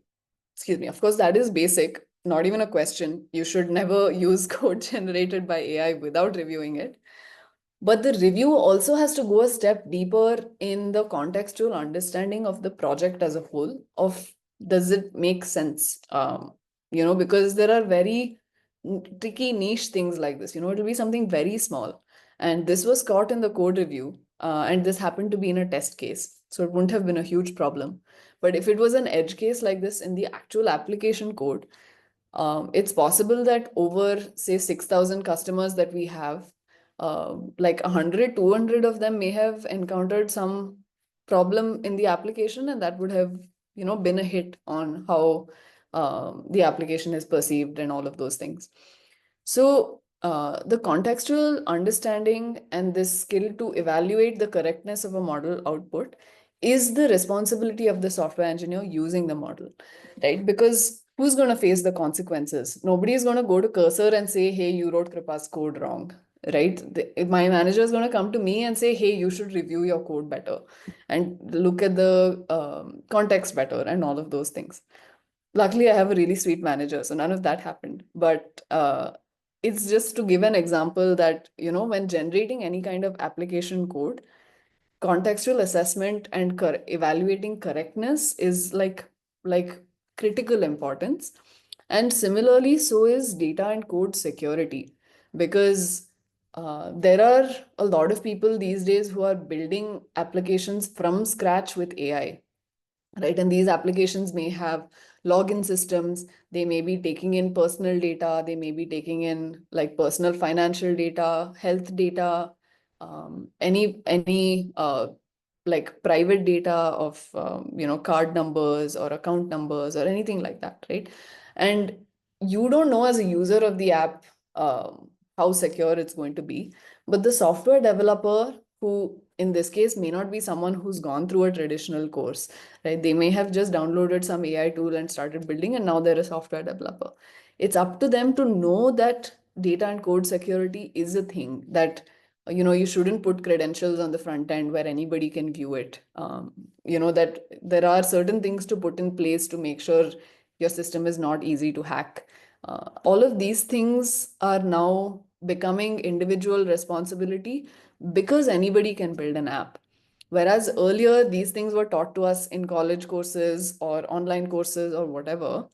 Now, because anybody can do it, it's now gone from being, that institutional responsibility to teach it to being individual responsibility to know about these things and not release an app or release a tool or build something without considering whether the data and the code itself are secure, from any kind of malicious use. And so this is when it comes to software developers. But when it comes to anyone in any other industry, aspects of this are still relevant, right? So recognizing hallucinations, fact checking, if you're using it to write reports, if you're using it to write emails, to summarize, this is a really big thing where it summarizes web pages, articles, whatever. It's still up to the individual to check whether those summarizations are correct, to go back and check the sources, and not just check the sources, check the quality of the sources. Is this getting it from some random blog that someone wrote in 2007 who doesn't have any credentials on the topic? Or is it from a reputable source that this information is being generated? And where the institutional responsibility was to actually include these sources in the model responses, it's the individual's responsibility to check. I don't know if you all have heard about this. There was a case, I think a couple of years ago now, where some lawyers used ChatGPT to write their legal brief, and it quoted some cases, case references of precedent and all that, and those cases didn't exist. And the judge in that case actually checked those sources, checked the citations they had made for the precedent, and realized these cases don't exist. And I think those lawyers were disbarred because it was their responsibility to check that the sources that ChatGPT are giving are actually legit. They exist, they're of good quality. And it was also the judge's responsibility to check. One of them did their duty, the other one didn't, right? So this is a factor that comes up in any industry that is, using today's generative AI in any context. Then the next thing is avoiding plagiarism. For anyone who's using AI to write, whether it's research papers or whether it's articles, blogs, novels, whatever it may be, AI can spit out anything that anyone else has written, and you don't necessarily know whether it's plagiarized or not. So this goes back to checking sources and everything, maybe not using the AI output exactly as it gives it to you. It's a valuable research tool, but if you're using it as a research tool, you have to be aware that plagiarism is a very real possibility, where it'll just give you a chunk of text copied from an IP protected, copyrighted, whatever work. So that is also up to the individual, because again, who is going to be held responsible, right? If you present something that's generated with AI is not going to get in trouble, right? So that again falls to the individual. And finally is also ethical use. Now, this is not something that anyone can be punished for or go to jail for necessarily, because this comes down to individual ethics and morals. But we all know that AI can be used for good. It can be used for a lot of bad. There's a lot of issues that have arisen out of, deep fake technology specifically, or any image, video related technology. And while there is some organizational, responsibility to make sure some of these cases are not possible to do with their tools, it's also up to the individuals to know the line, right? To know what is responsible to use this tool for and what you really shouldn't be doing, to make sure that your actions are ethical, that you are personally, accountable, and you're being responsible for your choices. So yeah, this is, where I would say that individual responsibility really comes into play. So I think this wraps up my perspective on individual responsibility, right? These are some of the points that we talked about. And this again applies to everybody, regardless of your career, your like where you're placed, which industry you're placed, any of those things. Everybody uses AI. So anybody who uses AI does have these responsibilities. So I'll pause here again. If anybody has any questions, or if you want me to talk about any particular point a little more, or if there's something that you think I should have spoken about that I haven't, I'm open to any questions.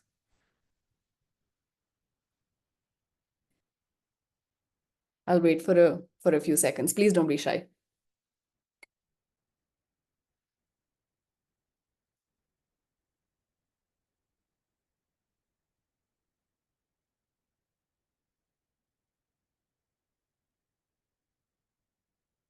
Okay, cool. I guess I'm killing it. Nobody has any questions. Everyone's understood everything. Amazing.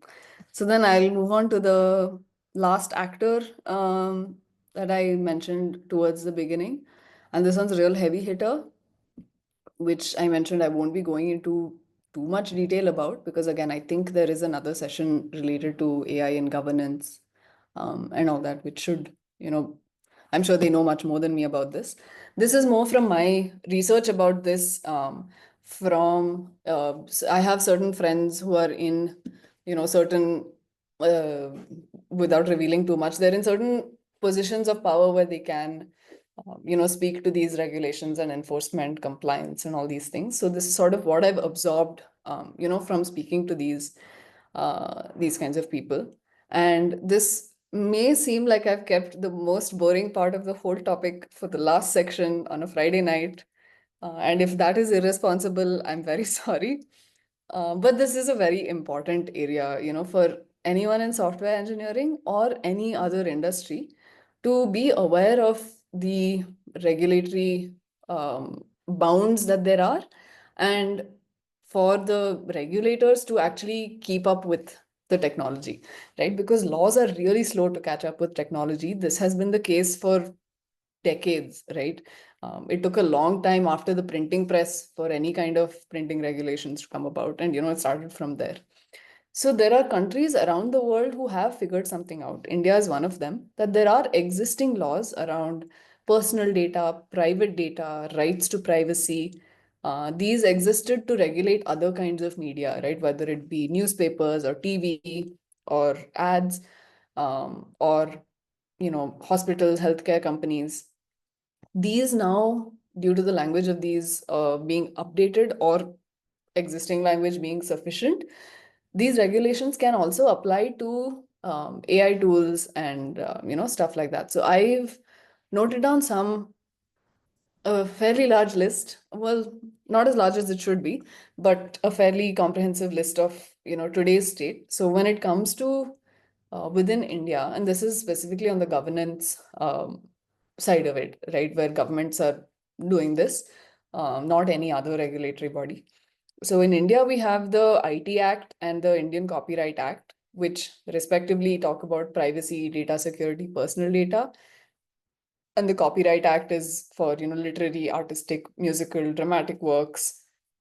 And interestingly, the Copyright Act has also been there's an update to it, which is related to the copyrightability of AI generated content, where the perspective, so to speak, is that there's no creativity behind anything AI generated, so it can't be copyrighted within this Indian Copyright Act.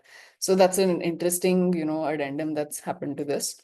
And there's also the Personal Data Protection Bill, which is much more recent, which deals with like consent and data protection, which I think was sort of inspired by GDPR, although don't hold me to that.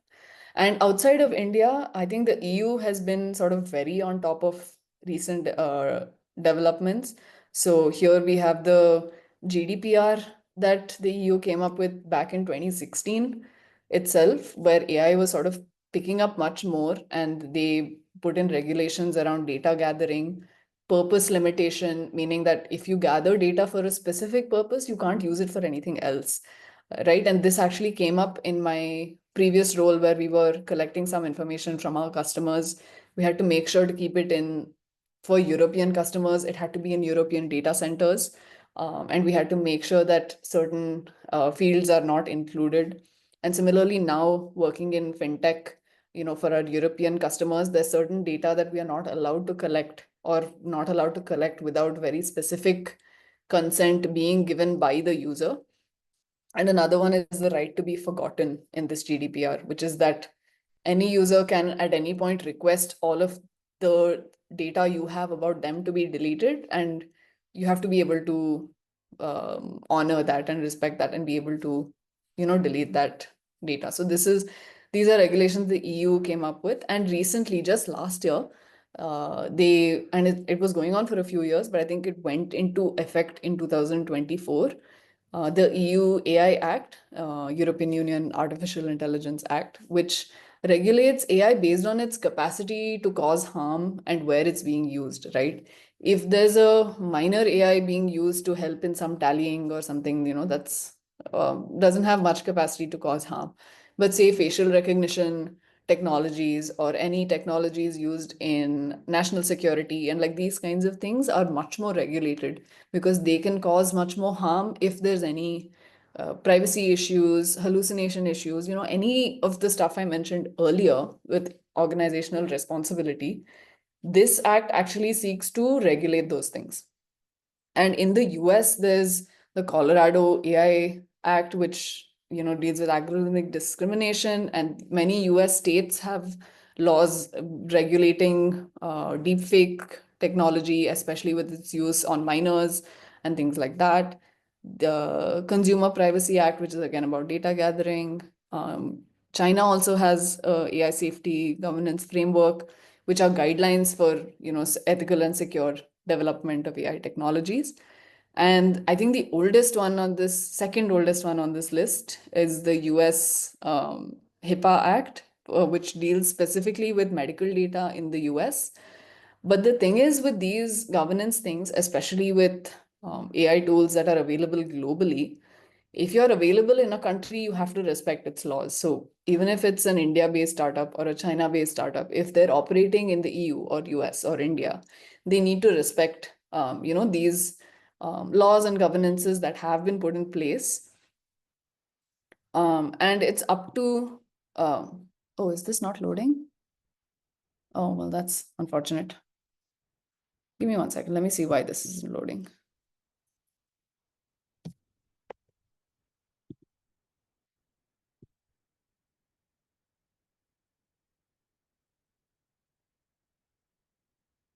Well, I guess it's not going to happen. So let me go back to sharing this.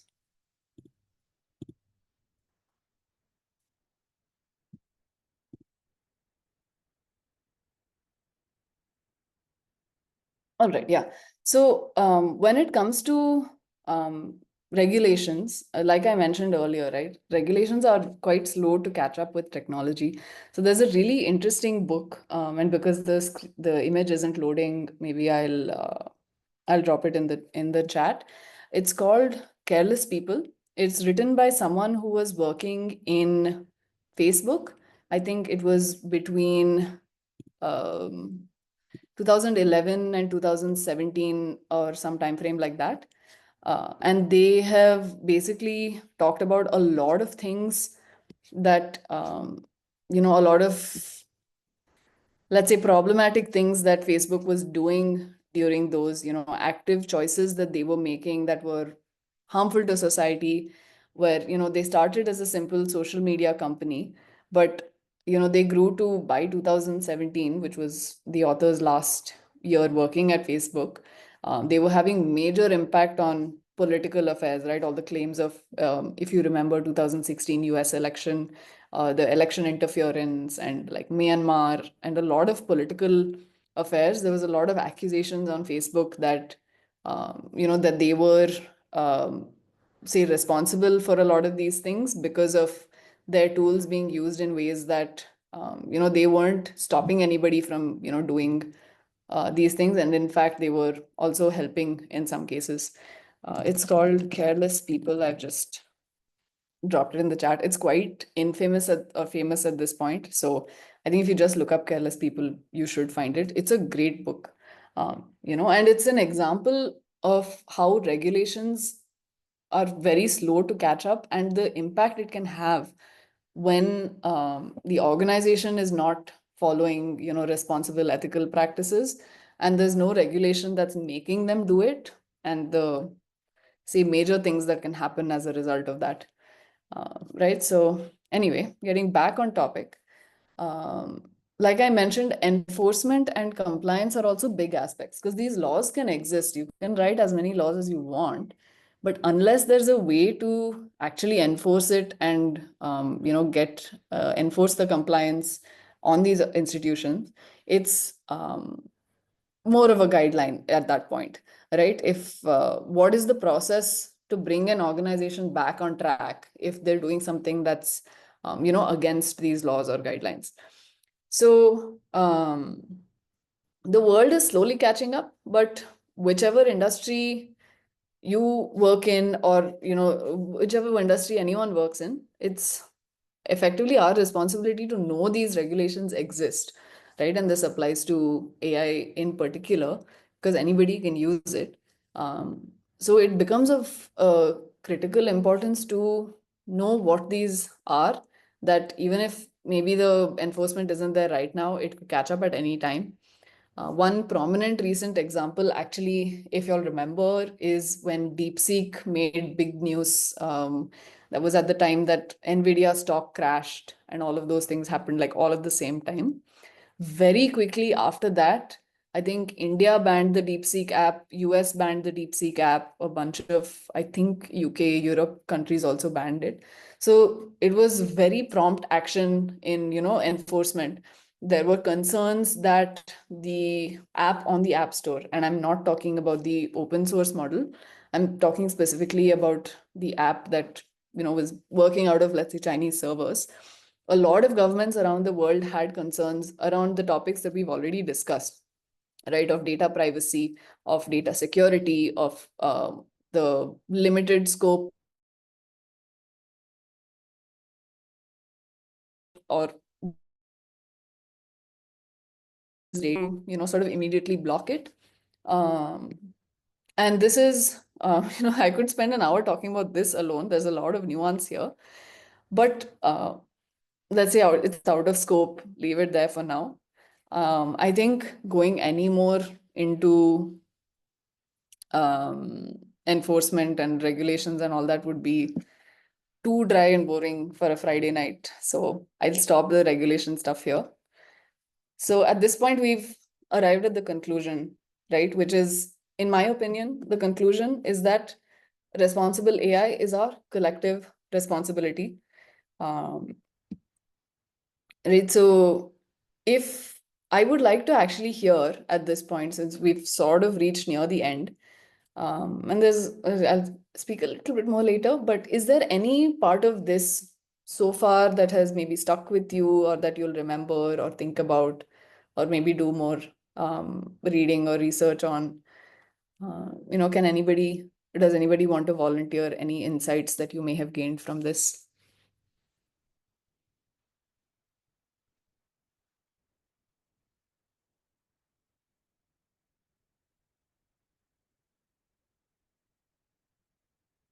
You can put it in the chat as well if you don't want to speak out. That's fine. You can maybe put it in the chat. I'll give you all a few minutes to maybe do that while I say my actual conclusion, which is that, it's inevitable that whichever career path any of us are on or any of the students are on, AI is going to be part of it, right? That's an absolute certainty today.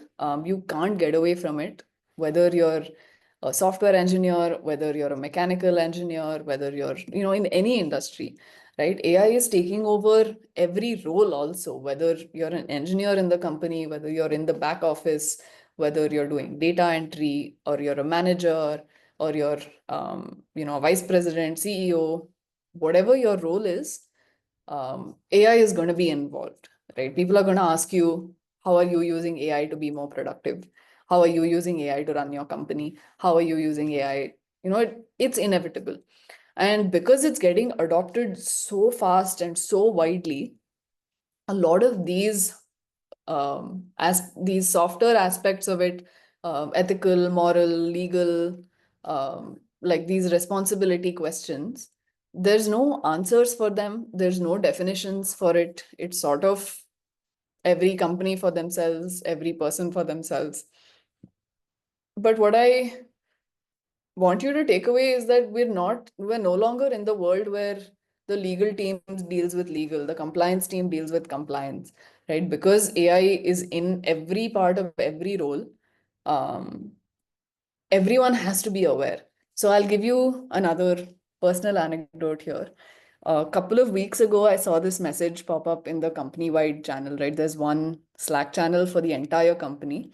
And there was a post by one of our, I think, security officers, like data security, that don't use ChatGPT for any company proprietary data. Meaning there was a lot of data analysis and things like that we do on customer information, right? We deal with a lot of personal information, whether it's like credit cards, transactions, things like that, like even people's names, emails, addresses. These are part of our system. And it's recently been shown, demonstrated, that ChatGPT chats are not private, especially if you share it with someone. And this is not something that necessarily everybody would have known about, right? But everybody needs to know about it, because if even say the newest intern who has joined, who's been given one data set to analyze, that data set has some personal information. If that intern then puts it into ChatGPT, the company as a whole is liable for it. That, if it effectively counts as a data leak, because now if somebody else can get access to it, that's a breach of our, whatever PCI compliance and all of those compliances that the company is responsible for. is now the responsibility of every person in the company. So, to keep yourself safe, to keep your company safe, to be completely free of liability, of, making sure that your actions are not going to hurt you, hurt the company you work for, hurt your job, or anything like that. It's really important to know and be able to be responsible with this really powerful tool, right? Like I said, there's no answers in this talk, just tools for how to think about these problems. It's up to each person to, take in as much of this as makes sense for where you presently are. The only thing that's not optional is the laws.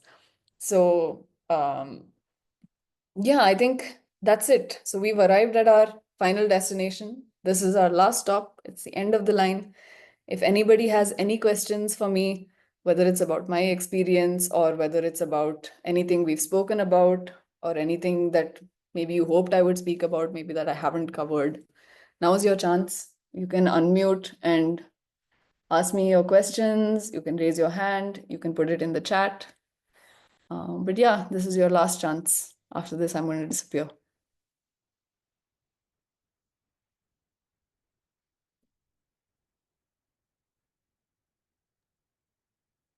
Yes, any questions from the participants?